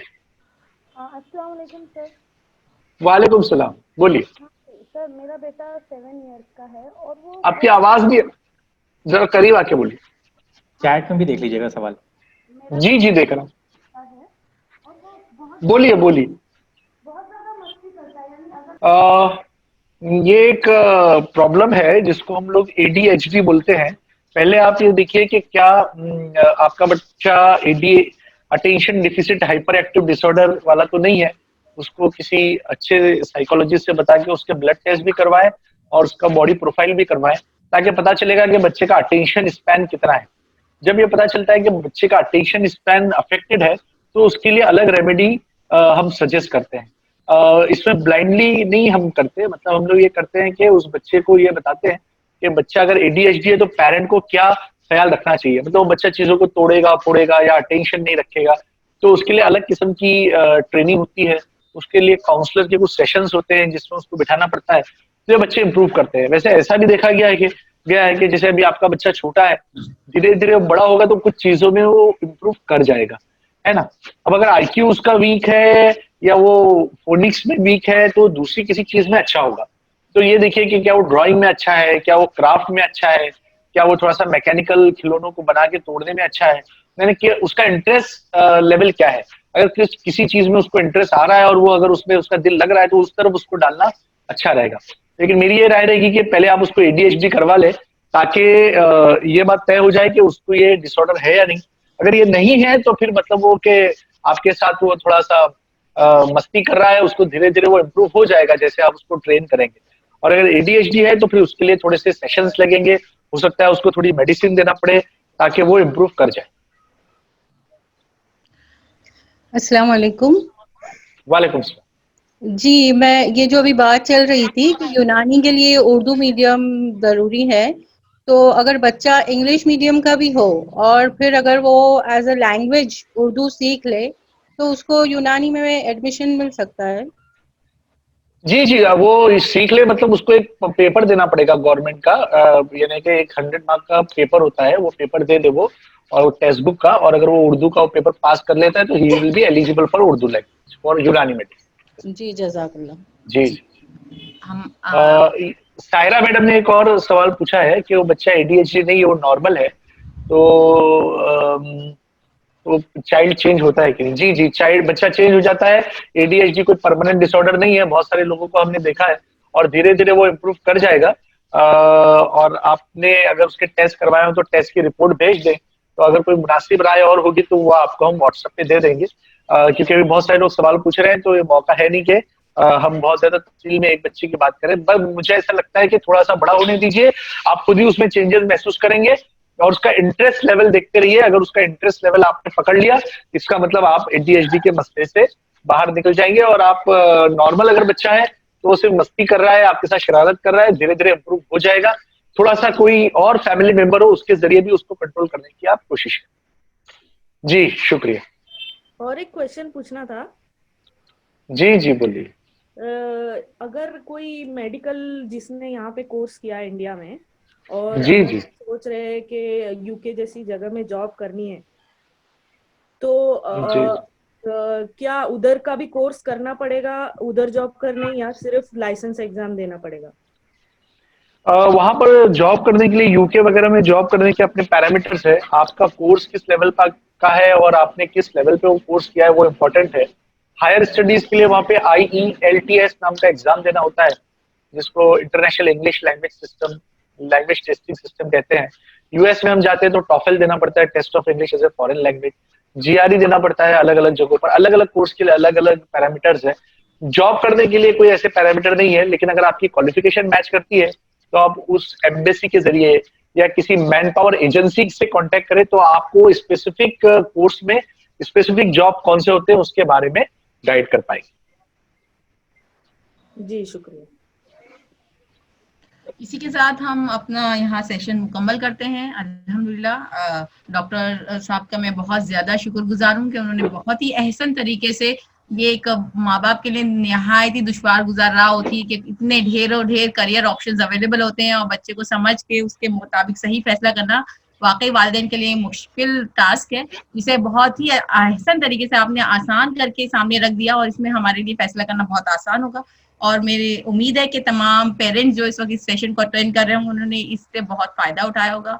और बहुत ज्यादा तहे दिल से आपका शुक्र अदा करती हूँ डॉक्टर काजिम साहब, और हम इसके साथ अपने प्रोग्राम को इख्तिताम की तरफ ले जाते हैं। और मैं तमाम पेरेंट्स का भी बहुत ज्यादा शुक्र अदा करती हूँ कि उन्होंने बहुत अच्छे तरीके से इस प्रोग्राम को कंडक्ट करवाया। और हम जिसकी दुआ पढ़ लेते हैं, सुब्हानकल्लाहुम्मा व बिहम्दिका व तबारक अस्मुका व तआला जद्दुका व ला इलाहा गैरुक। अस्सलाम वालेकुम व रहमतुल्लाहि व बरकातहू। वालेकुम सलाम। जी।